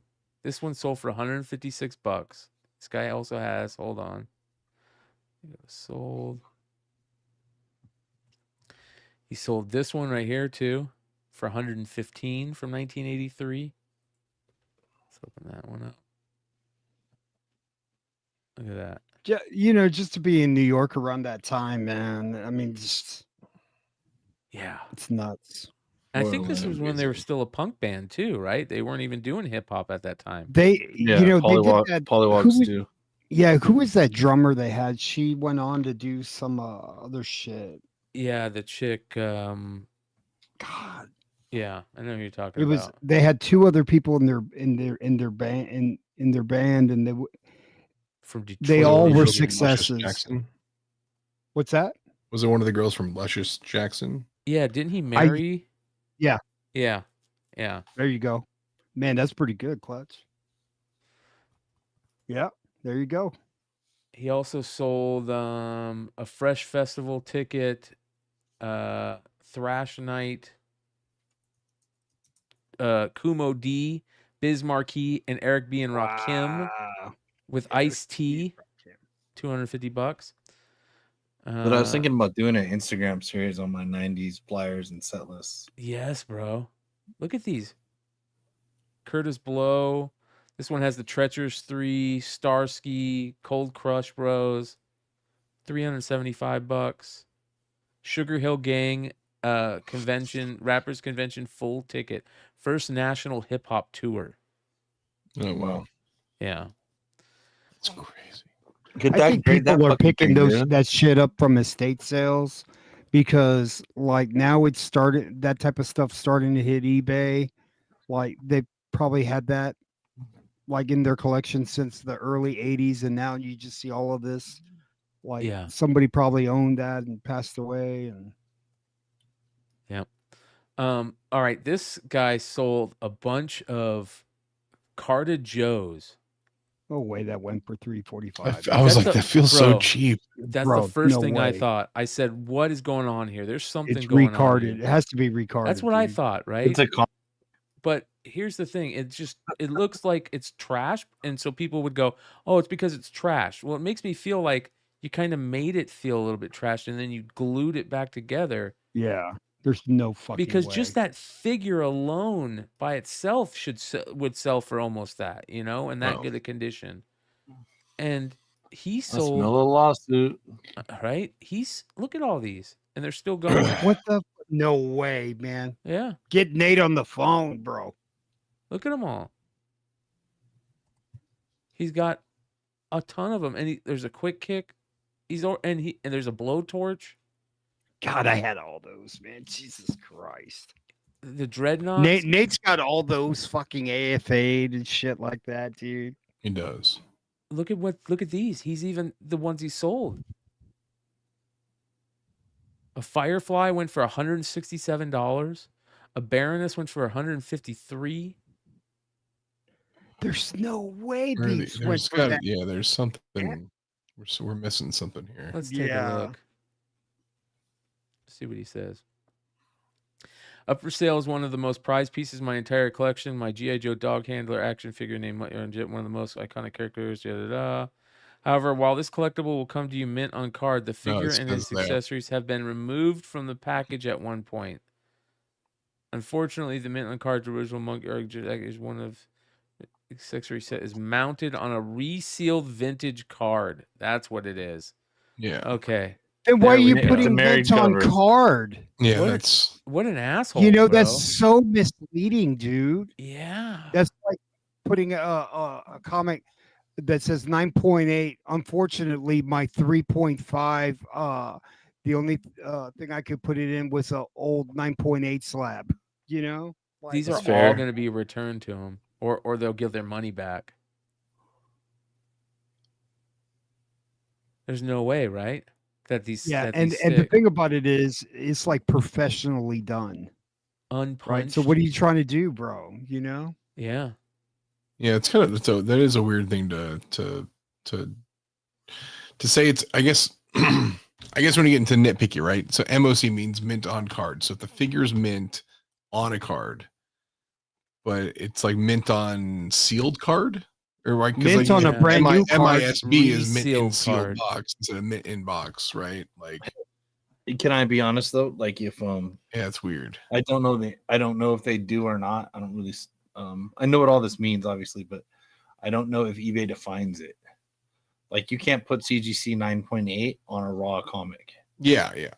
Like, so I don't know if they don't have a definition for MOC, then there might, you know what I mean? But at the same time, like you can return for not as described. Yeah. You just can't. But why go through that hassle? You should just put retro GI Joe or vintage GI Joe recarded, But honestly, they didn't professionally recarded. Like I something think like he's that. gonna be fine because, like you guys said, they didn't sell for that much money, like comparatively, unless I was mistaken with the way you guys were looking at them. And people can say that they are what they are, and they got it cheap, and they'll probably be happy. And you guys sniffed out what was wrong with it in about 5 seconds, but not everybody's you guys. And if they were, then they probably didn't bid on it. So I doubt really not much of it. Yeah, I mean, We'll get returned. Yeah, I'm with Hood. This is shady as fuck. Yeah. I'm just saying I don't see a lot of returns. I'm not saying it's not shady. It's definitely shady. Yeah, it's definitely shady. The dude's got 100% feedback, so I think people are buying it and understanding it, I guess. Yeah. Yep. But you know, it's 4,000 just feedback. like if you don't want it, you're wasting your time, right? You're all like, "Oh fuck, I thought it was real." Yeah. You know what I mean? Yeah. So at least this guy's a human rain delay. You know, it's like, what the fuck, man? All right, this next one. That's dope. Oh yeah, this is one of the best ever Bowen statue designs. This is the Silver Surfer full chrome edition. So this was a special one. They only did 2,500 of. It is so shiny, and look at how cool the base is that it's on. And it's not super huge. Like it's big, but it's not super huge. It is beautiful, and I've always Bro, it's wanted an one of these. Academy Award, bro. Right? Always wanted one of these. That's actually what I thought when I saw it. This Bro, is that should be the new Academy Award, bro. Yeah, it's fucking pretty sweet. badass. Look at that. I think there's a gold one too, like a gold chrome one. You know, I think my buddy Steve at his shop has this and still in the box. Oh, Because you just showed that box. I think he that's fucking cool. has it. I would love to get one of these at one Have point. to go I'll- grab it. Yeah, that'd Yeah, be cool. I'll swing by there tomorrow and I'll take some pictures. Yeah, I think man. he has this, gorgeous. but I ain't paying $1,000. No. I'm like, just see what Okay. the price is, bro. He's got it $300. Don't tell us shit. Go ahead and list it for a grand. Yeah. All right, so I think Mark was in chat, and me and Mark were talking one night about GI Joe and Transformers, and I showed him my Zartan, this one right here, the Zartan Soundwave with the Dreadnought Thunder Machine set, and we were geeking out over it. And I remember Mark was like, "Oh yeah, I gotta get those." And Mark, I wish I would have seen this. I would have sent this to you. Somebody sold all 4 of them on That's eBay. awesome. Yeah. So there is a Hiss Megatron with Baroness. That was the first one, right? Yep. Yeah. There is a Bumblebee that turns into the Awe Striker with Stalker. And then there is the Cup and Triple T with Sergeant Slaughter and Leatherneck. Okay. All 4 of them he sold. And they look like they're all still, they might have never been removed from the box. Yeah. It looks like it. Look at this. Less than $200. That's pretty great. What a great buy.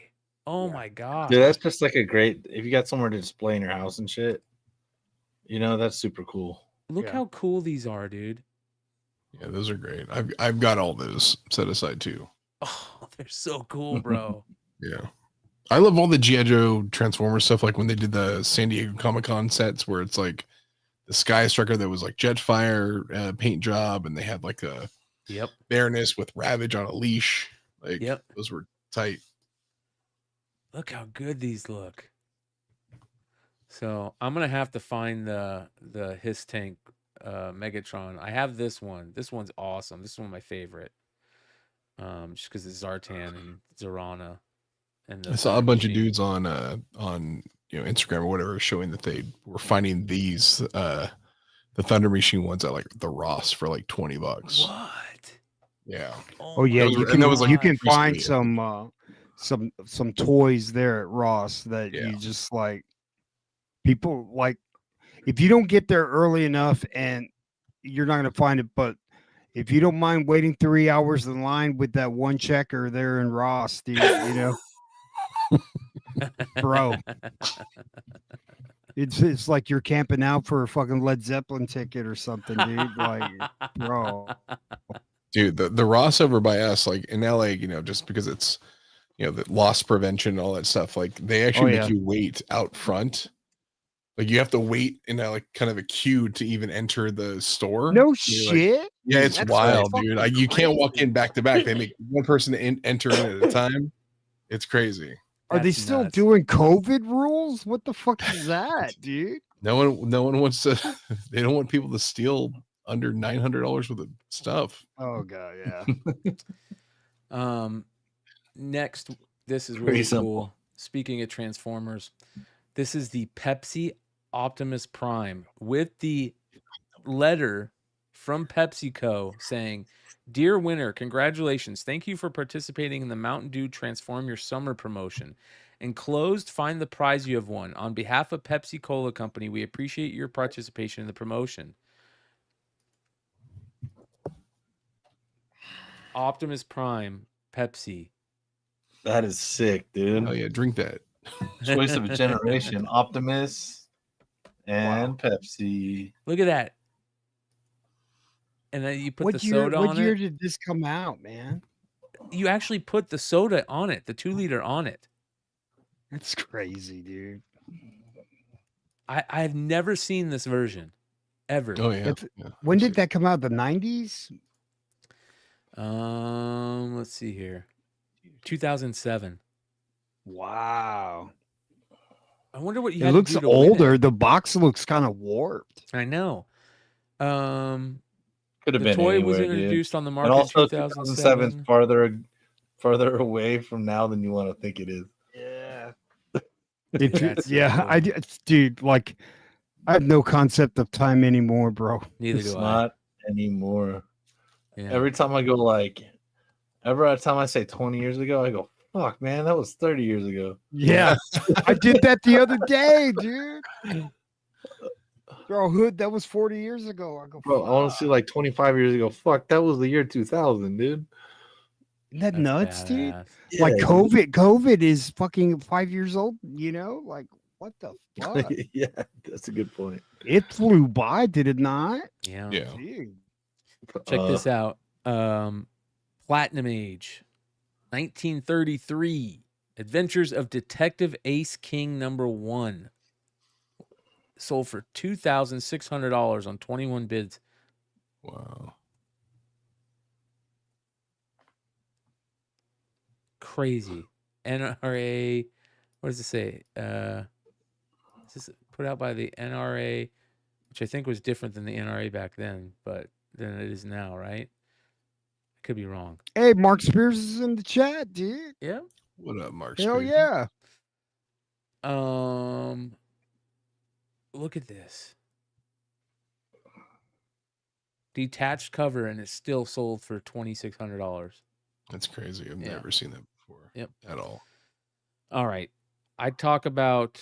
We all talk about these, the old school comic reader magazines. They are a treasure trove of early creator appearances, early first preview appearances.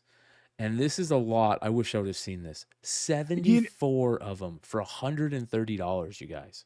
Damn, dude. You know what, Brian? Like, because in like my mind, 7,000 I bits. think there's probably about maybe 10 books in there that we don't know that there's something like important in there that has been missed.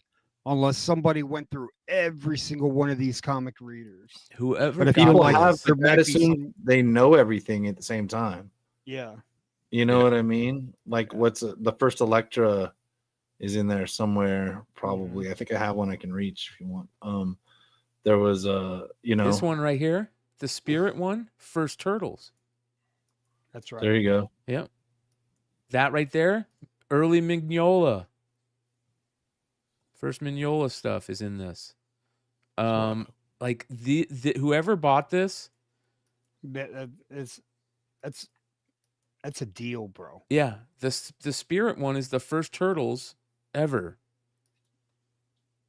This one, Moon Knight, one of the first Moon Knights. Like there is so much stuff in this that's unbelievable. $130. Congratulations. If you bought this, yeah, That's early great. Black Suit Spidey, yeah. It's hard as fuck just to chill and read that, man. Yep. Just go through them. Flip through. You're not reading the whole Right. thing. See, yeah, that's the way you find like the first art of J. Scott Campbell in a Savage Dragon number Yes. 3. You know what I mean? Yep. Like the little itty bitty picture. Yep. They all had back covers too, that young artists and early artists, they would give the back covers to do. So next, probably one of the best innuendo covers I've ever seen. I did not know it existed. Three Stooges #6 from St. John Comics Press. Look at this cover from 1954. No, Shemp, that's enough. We should get banned in Boston too. And it's Shemp too, my favorite Three Stooges. But look at that. Sale is publication banned in Moscow by order of, unreal. That's crazy. Yep, Joe Kubert. What a great cover. I'm going to have to find one of these now too. Add it to the list. Whoever this Blizzard Comics is, they have some of the best, they sell some of the best stuff. It's been, dude, when there's like 5 books a week on John Z's reports for every year we were on there, dude. Yep. All right. This one blew me away. I didn't know about this. I'm a huge Captain Britain fan. And these are comic media news from the UK, I'd imagine. I'm guessing. And it predates the Captain Britain UK stuff. Look at these. Wow. I didn't know about that either. Yeah. Britain's #1 news zine. Marv Wolfman, Captain Britain cover. Stan Lee presents the coming of Captain Britain. UK gets its own Marvel superhero. That's sweet. Yeah. Unreal. Look at this one too. Look up America. Happy 200th. So just really crazy. Sold for cheap too, $310. Next, another Grail comic for me because you guys know I love creator firsts. This is the very first comic book that isn't like a what they call them racy comic books, like for men back in the day, that Carl Barks did art in. This is Pluto Saves the Ship. This is the Australian edition. And it sold for $220. Another Blizzard Comics. Very first Carl Barks comic work right here. And if you guys have never seen the documentary on Carl Barks, do yourself a favor. Go search Carl Barks documentary on YouTube. A couple people have done like 20, 30-minute docs on him. He is one of the most fascinating comic creators in history. Really? People didn't know who he was for like 40 years. He was just known as the duck artist at Disney. And because Disney wouldn't release his name. He was just an artist to them. And people finally found out who he was way later on. It is fascinating, man. And his comic work for Disney is groundbreaking. It's not like what you would think of a Disney comic is. It's smart and makes you think. He changed the way comics were written, the way that comic panels were done, the way that adults could still read like these kids and things and get something out of it. He has some amazing stories in comics that would blow you away that you would never think was a Disney comic. It's unreal. So, and of course, co-created one of the best characters in Disney comics, Uncle Scrooge. So, really, really cool book. Next, Bernie Wrightson Frankenstein promo art. It's sold for $610. Look at this stuff.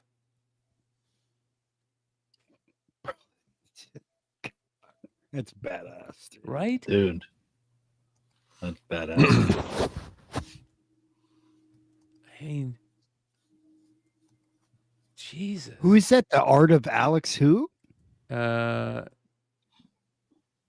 is it? It said Alex like Mateo or something? Satan's Or Tears, Nino? the art of Alex Nino. Is that something in addition to? Yes. Yeah, it looks like Okay, so all okay. this stuff looks like it was promo art for this Frankenstein thing, and this is Wrightson stuff. Let's see what it says here. Offered are 3 odd pieces of ephemera. Dude, I remember the first time I ever went to a house to look at comics on Craigslist. The guy was an ephemera collector, which means he collected like paper advertisements and promo advertisements that they would send people throughout the years. And he had a garage just full of stacks of old like papers and stuff. Oh, wow. Yeah. So it says here, offered are 3 odd pieces of ephemera, a 4-page solicitation for the Christopher Enterprises Frankenstein, illustrated by Bernie Wrightson, folded in a 2 places with sample illustrations, a Richard Corbin portrait of Cousin Ernie, which was that one we were looking at, Yeah. with pinholes and tape in the four corners, and a 4-page solicitation for The Land of Enchantment by Alex Nino. And that Richard Corbin fans are Richard Corbin is an amazing artist too, and his fans are just as rabid as Wrightson fans. So that's awesome. What did that sell for? $610. Wow. Yeah. And then I had to talk about this one because I don't think a lot of people know. I mean, we know about this book, but I don't think a lot of people know that this book is out there. This is the Amazing Spider-Man number 400. This is the die cut variant. And what does that mean? So Aren't they all? no, watch. Hold on. So you can see it says a collector's edition. It's got the really bright white thing on there. Well, look at this. Oh, Wow. okay. I literally forgot about that. Yep. I thought it was talking about the cover, which it is, I think. But Yeah. So yeah, sick. this is 10,000. You think, oh, that's not rare. Well, for back then, And that's white instead of gray, right? yes, white and not gray. Yep. Yep.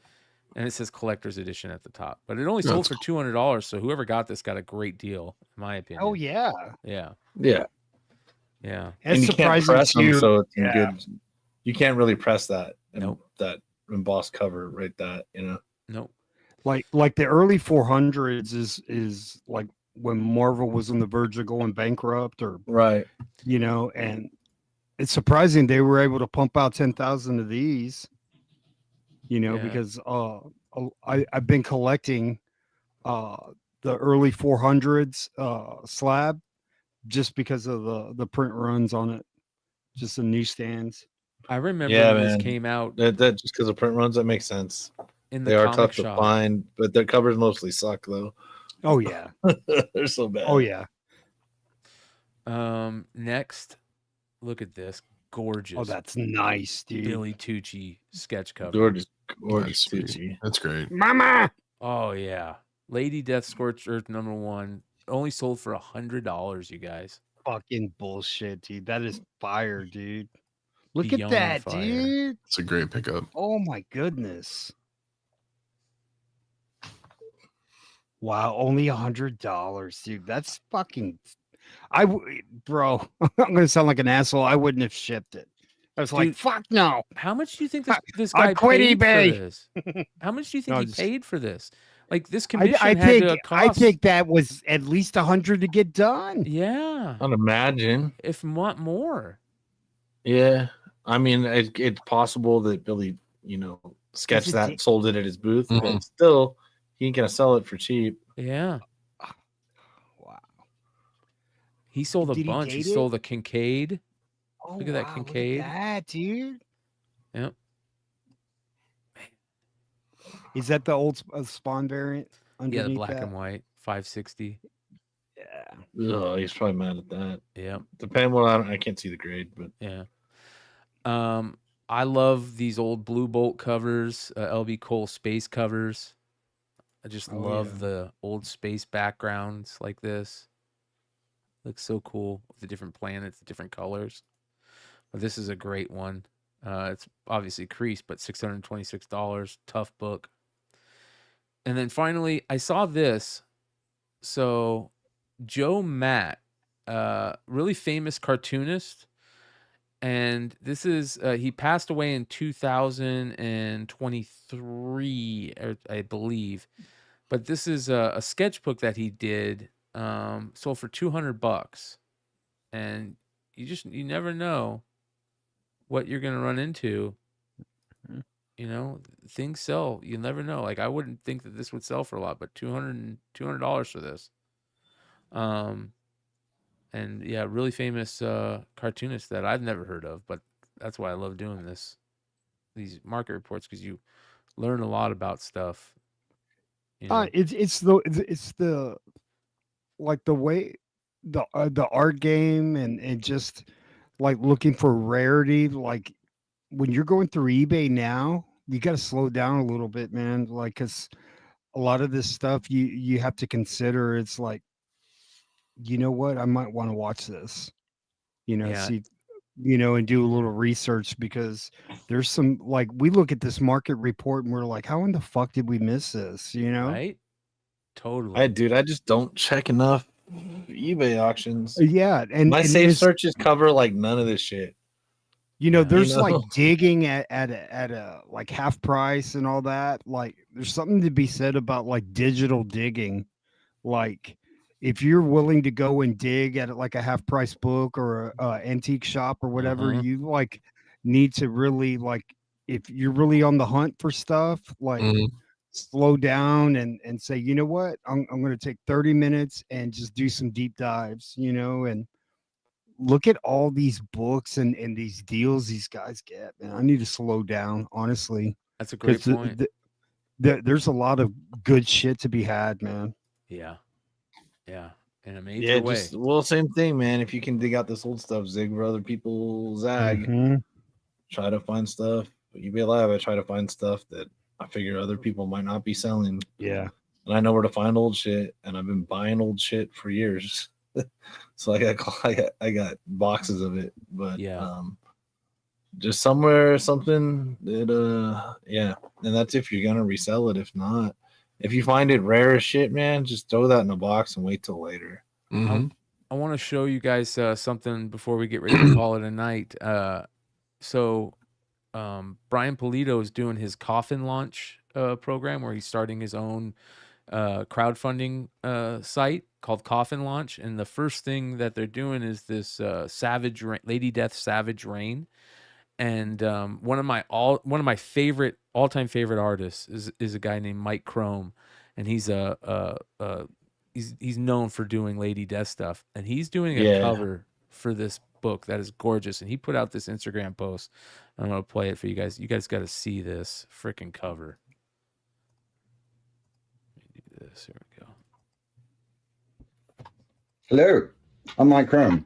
I'm one of the cover artists for the Savage Rain Coffin launch campaign, and I'm very excited to be a part of this historic launch. We can't do it without you, though. Your support is the driving force behind everything we do. So I'm asking you to consider backing this project, helping us to continue delivering the stories and the artwork that you love. Look at that cover, dude. Absolutely. It's different. It does look like a Mike Chrome. It's pretty freaking cool. It's different. I like the trade on there. That cover is so good. And if you would share the campaign with others, spread the word in any way you can, it would really help with the success of this project. And thank you for all standing behind Coffin Comics. We could not do it without you. Yeah, amazing stuff. Let me see if I can find the Bro, I gotta get me a robe, dude. Isn't that a badass robe, right? Bro, I need a haircut. I need some testosterone. I know there's no ladies. I know there's no ladies watching the show right now, but if there was, none. Yeah. Wait, I think my girlfriend's watching. Yeah. But she probably passed out.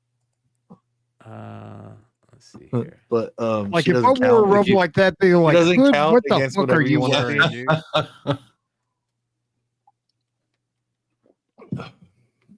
So there's only 69 sets, I guess, of these. Yeah, dude, the biggest backer of the Kickstarter. Look at that. Like Jersey said, should get that robe. Yes. Bro, that's a good point. Hit him up, dude. I'll fucking come out in the show with that fucking robe. Give a shit. Yep. Yeah, that's super. That's a great. Wear the robe to the con and shit. What's up, guys? Look at that. That's good. So I'm kidding. All right. It looks better. I've been a little bit confused on the coffin. Yeah. Like where to go and what to do. Like there's the Kickstarter. They have it on the Coffin Comics. I not only have tried, I want to give them money. I think I've signed up for mailing lists. And the Coffin launch, I guess, is different than the other ones. Yep. I don't know. I barely know what to do here. So I'm gonna put it in the private. And I get emails from them, and I'm seriously, and like I don't. Yep. I've been on the shows with them, and I've tried. So this is their new. They just started this. They just started it. This is their first project from. So usually they used to do all their things on Kickstarter. Not everything, but most things on Kickstarter. So now they started their own program called Coffin Launch. This is their first book they're doing on it, The Savage Reign. They're also going to be doing a La Muerta, but you can go over there and back this project on Kickstarter. On Coffin Launch right now. There's a whole video on how to do it. Yeah. I was hoping I could just sign up and get my credit card. Yeah, you can. Yeah, you totally can. Do all the work for me. Are you dude. sure, dude? Yeah, Like, you look can- at this. Watch that video, man. This looks difficult. I haven't been able to figure it out yet. Hold on here. Let's go here. Admittedly, I was trying on my phone.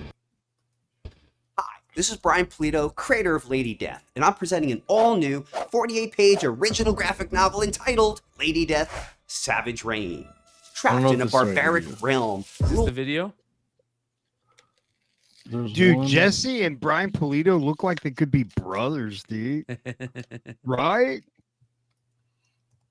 Here we go. Consumed by vengeance, Lady Death intends to make Crucibella pay with her life. But how can she prevail Look at this against art such a right here. powerful wicked foe? And what nefarious that. secrets lie buried in the stolen treasure that Crucibella is so desperate to possess? It's an epic tale of sword and sorcery. Please back our campaign now and tell everyone you know. Thanks so much. Maybe that's not the video. No, look at the link I just put. Okay. You can feel free to put it for everybody. There's like all kinds of stuff. I'm just saying, I just want to give them like an email. Hey and a everybody, it is password and give Jailbird them Jordan with Coffin Yeah, here we go. Hold on. Comics, So's and that. we are very excited that you are here with us checking out our new platform, Coffin Launch. In this video, I'm going to go over how to log in/register, fill in your profile, and just a few other helpful pieces of information. So let's get started. No matter what device you're viewing the site on, in the upper right corner of the main header, that's the black bar up here, you're going to find the user profile icon. So we're going to go ahead and click that, and it's going to take us to the account login page. So this is also the registration page as well. Doesn't matter if you're coming here for the first time or the 50th time, this is where you're going to log in. The new site uses a passwordless system. So no more trying to remember a password, forgetting the password, having to reset the password. You enter in your email address. It's going to send you a 6-digit one-time passkey you can use to log in. Going to go ahead and click continue, and it only takes a couple seconds. It's going to send you the 6-digit code. Mine already came in. You might have even heard the beep. I'm just going to pop it in and hit submit. It's going to take us to our order page by default. Before we go anywhere else, strongly encourage that you fill out your profile. So click the arrow in the upper right corner and go to profile. If you're viewing this on a phone, you're going to click the hamburger menu, the 3 lines in the upper left, and then in the menu that it opens up, you'll find profile. So if you made a purchase with coffincomicsshop.com in 2024, we migrated your name and shipping address over for you. If you need to make any changes, feel free to do so. If yours is blank like mine, go ahead and add in your shipping address. That way it's ready to go when we launch a campaign and you're trying to check out fast. And go ahead and add in your name. So whatever you enter in as the first name will be your public username for the commenting system. So keep that in mind. All right, so I just entered in my name there. I'm going to go ahead and click shop to go back to the main website. Feel free to browse around. But to start off with, I'm going to go to the Savage Reign campaign page. Strongly encourage, it's not required, but we strongly encourage that you RSVP for the Savage Reign newsletter. We have some goodies and a lot of big announcements. You really want to stay up to date with that. All you have to do is click RSVP now, and it's as easy as that. All right, so feel free to browse. At the bottom, you will find the commenting system. Stop on by here, say hello. It's as easy as that. One other little thing I want to mention is if you have any questions, any issues, even if you just want to say hi or give us a compliment. Who doesn't love a compliment, right? Open up a support ticket. You can do that. You'll notice here on the campaign page at the bottom, the open support ticket. And then also on any page that you go to, you'll see in the bottom right corner, the help button. So let's go ahead and click that. It makes this little pop-up appear for you to open up a ticket. And then just, say whatever you need to and then create ticket. I think that's it for this video. Sworn for life. Thank So you he so didn't even explain like how to back it. So he's just No, explaining. but I feel like buying some micro machines. I know, right? Yeah.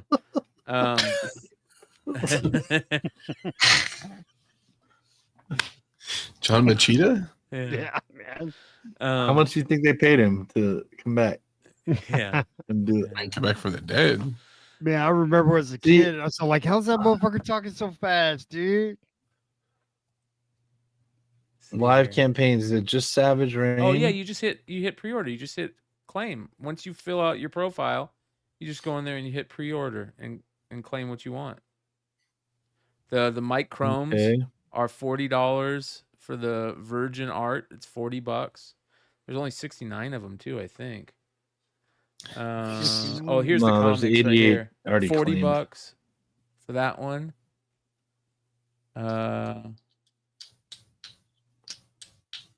Let's see if there's any. Oh, look at that one. That one's amazing. That hollow foil. Holy cow. 50 for that hollow foil. That one's crazy right there. Bro. Wow, look at that. And you can get sets. Here's the Mike Chrome Ultra Rare 6-book set. That is $350. There's only 54 of them made. There's let's see here. That one's sold out. These are prints. So yeah. And then there's a card set. So for comics, it looks like the Chrome set's still available. The Sun Kamanaki set is still available. The Rip 17 set is gone, which was $1,000. The Savage Rain 6-book set for $300 is still available. There's a Naughty 4-book set that's still available. The Heavy Metal edition is $110. That's amazing, though. It's a great cover. And then you have I like that one, man. The set Ultra Foil edition. Yeah, that's no, gorgeous. the color on the left. Oh, this one right here. Yeah, that's pretty cool. Yeah. That, what is that, octopus or whatever? Yeah, tentacle. Tentacle. Testicles. The Mike Chrome is amazing though. Wow. That's Chrome's pretty the cool, best one. man. Yeah. So The Chrome, and then I love how everybody charges more for a nipple. It's a fucking They're not free, comic man. book. No, it's a comic book rule and a life rule. Let's be honest here. Oh, Let's be God, honest, man. No, it does. Do the naked version. It's like what's it called? Zenoscope, the Z-rated. It's always costs like 40% more or 100% more. And then the final thing I just want to show Leg tonight. Did you see this? No. The fuck is that?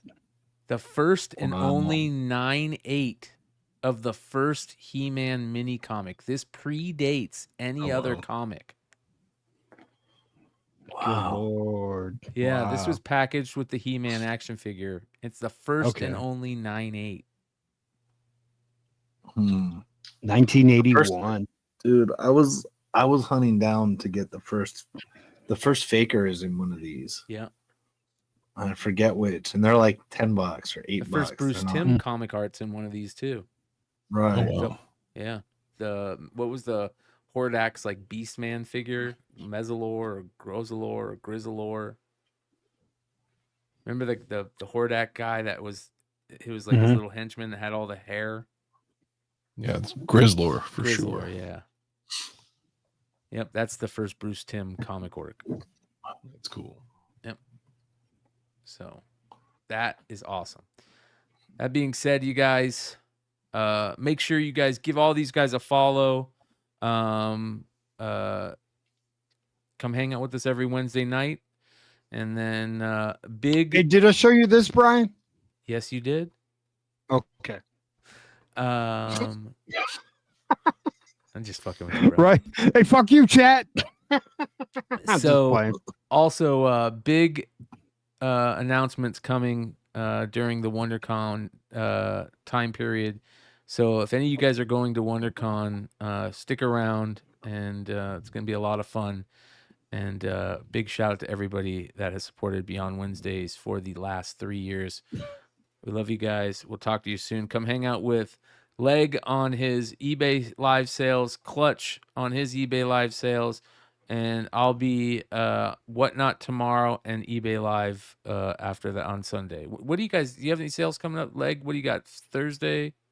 Oh yeah, I got tomorrow at 4:30 Pacific, so 7:30 Eastern, and I've got Friday 4 o'clock Pacific, 7 o'clock Eastern. I went today at 4 o'clock. Right now, I'm working on keeping that Thursday schedule. So, How long do you usually go for it on Thursdays? Till well, the Thursday schedule, the Wednesday and Friday, I've been consistent on. I've been 4 to 6 for all this year, at least at 4 to 6 on Wednesday and Friday. And then I'm doing, I'm trying to jump in after Wanted Comics there. So if anybody has any money left, they can come see me for dollar starts. So it's 6:30 on Thursdays is what I'm going to try to run with, because I'm not going to run. There's some people like Drew being one of them with time slots that are good, that are friends. So I'm either going to try to make the like 12:30 work or the 6:30 work. I think the sales, I'll be honest, everybody knows what's going on here. I think the sales are better for me in the evening than they are, or later in the day, than they are when everybody's at work. That's just kind of that simple. So I'm choosing 12:30 over 6:30. I mean, I'm choosing 6:30 over 12:30 at this point. So Well, you have only to, two of man. those are scheduled. Well, I've done pretty well, but I can't, you can only run certain levels of books. Right. So you know what I mean? But that's all you guys, you don't see me. I don't run too many expensive things, and the CGC stuff is in the store. I tell everybody they want to make a deal, they can. Yep. Some people look up my store, they start sending me offers. If you're buying books from my eBay Live all the time, you get a lot better deal on any of the slabs that you want that I'll ship in there, that I ship, even though it says my slab ship free. We all know that we're padding $12-15 into the price, right, when you do free shipping on a slab, And so yeah, anybody that wants to go or whatever, yeah, see what's up. So do I have February 21st? Does it say? Oh, because I'm on Brian's time. Okay. Yeah. So yeah, you got a couple of slabs legs that I need to hit you up on, man. Really? I've had to pull some. Yeah. And then yeah. So no, this is going well. I'm being steadily consistent on these dollar starts. Although I did do something that I hadn't seen other people do, and people liked it. So I had 3 of a book that was really, really hot, that I thought was going to get hot, and I was lucky enough to grab them. So I started it on air, and I didn't tell anybody what I was going to do. I said I had more, but anyway, so the first one, pretty hot for a new book. Let's put it that way. It's like a week old. So it sold for like $45. And I'm like, all right, well, here's the deal. You guys know I started at $1, but I'm not going to screw the person who just won this for $45. I'll run the next. I'll start the bidding at $45. If you guys want it for $45, you can have it for $45. Oh, unless someone outbids you. And then the next 2 sold for, nobody outbid or anything in there. So all 3 of them sold for 45, and I thought that was you a fair established way. that you established. Yeah, I the thought it was a market. fair. I thought it's a fair way to. That's a great idea, man. I've got more, and don't get me wrong. If it went for $8, I'd have packed it in for another day. But it went from about market. It was. I thought it was fair, so I was like, okay, let's go.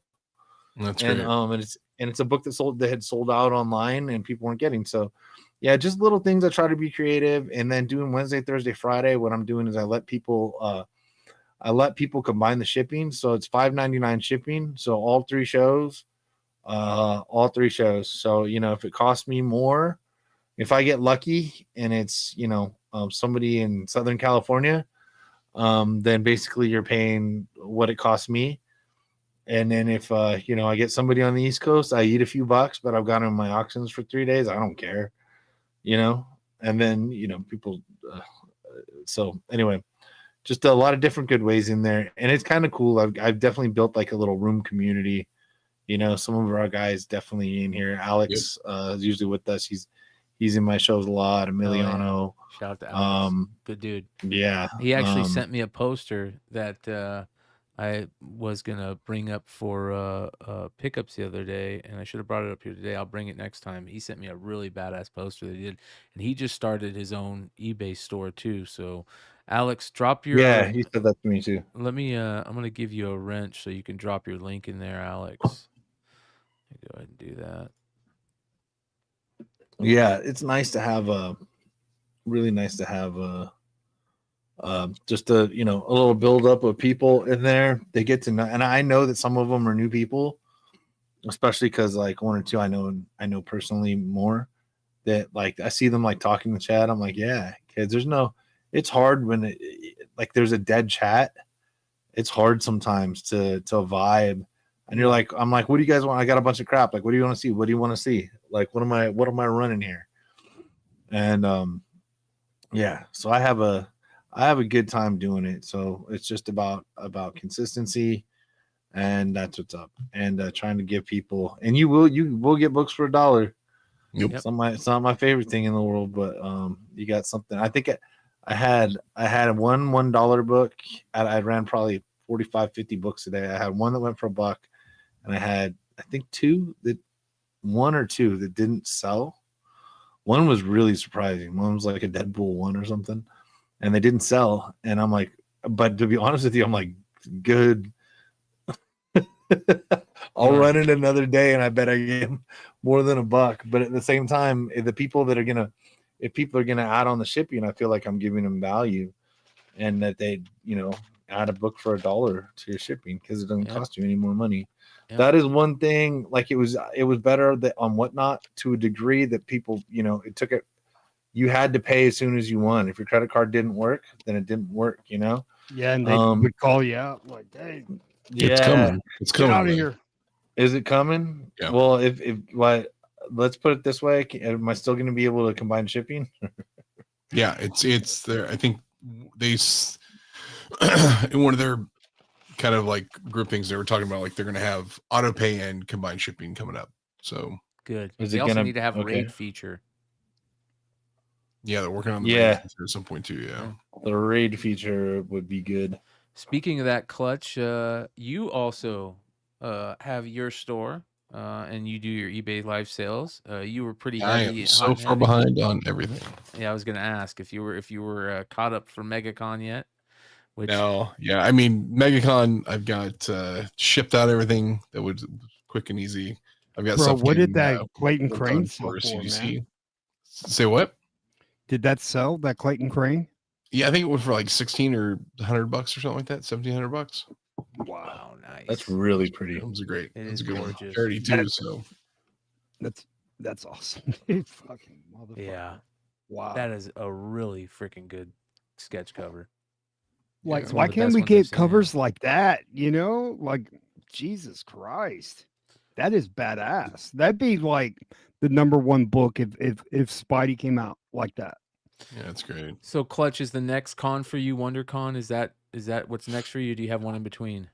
I've got one in between. I've got LA or TFCon Los Angeles. So Transformers Convention and LA. That's the same weekend as Emerald City Comic Con. It's Okay. here in Burbank, so I figured I'd not travel. Yeah, So, hell yeah.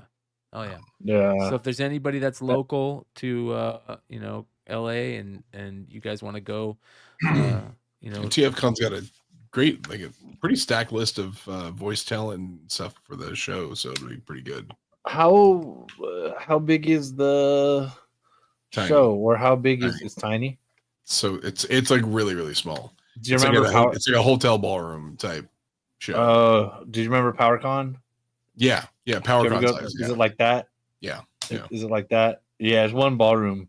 There's like they have it for like 2 or 3 days. I'm like, well, you got a lot of panels, but I'm like, I can make a lap around this thing in about an hour. Oh yeah. Oh yeah. You can you can go in and out and you're done. So it last year was my first year doing it.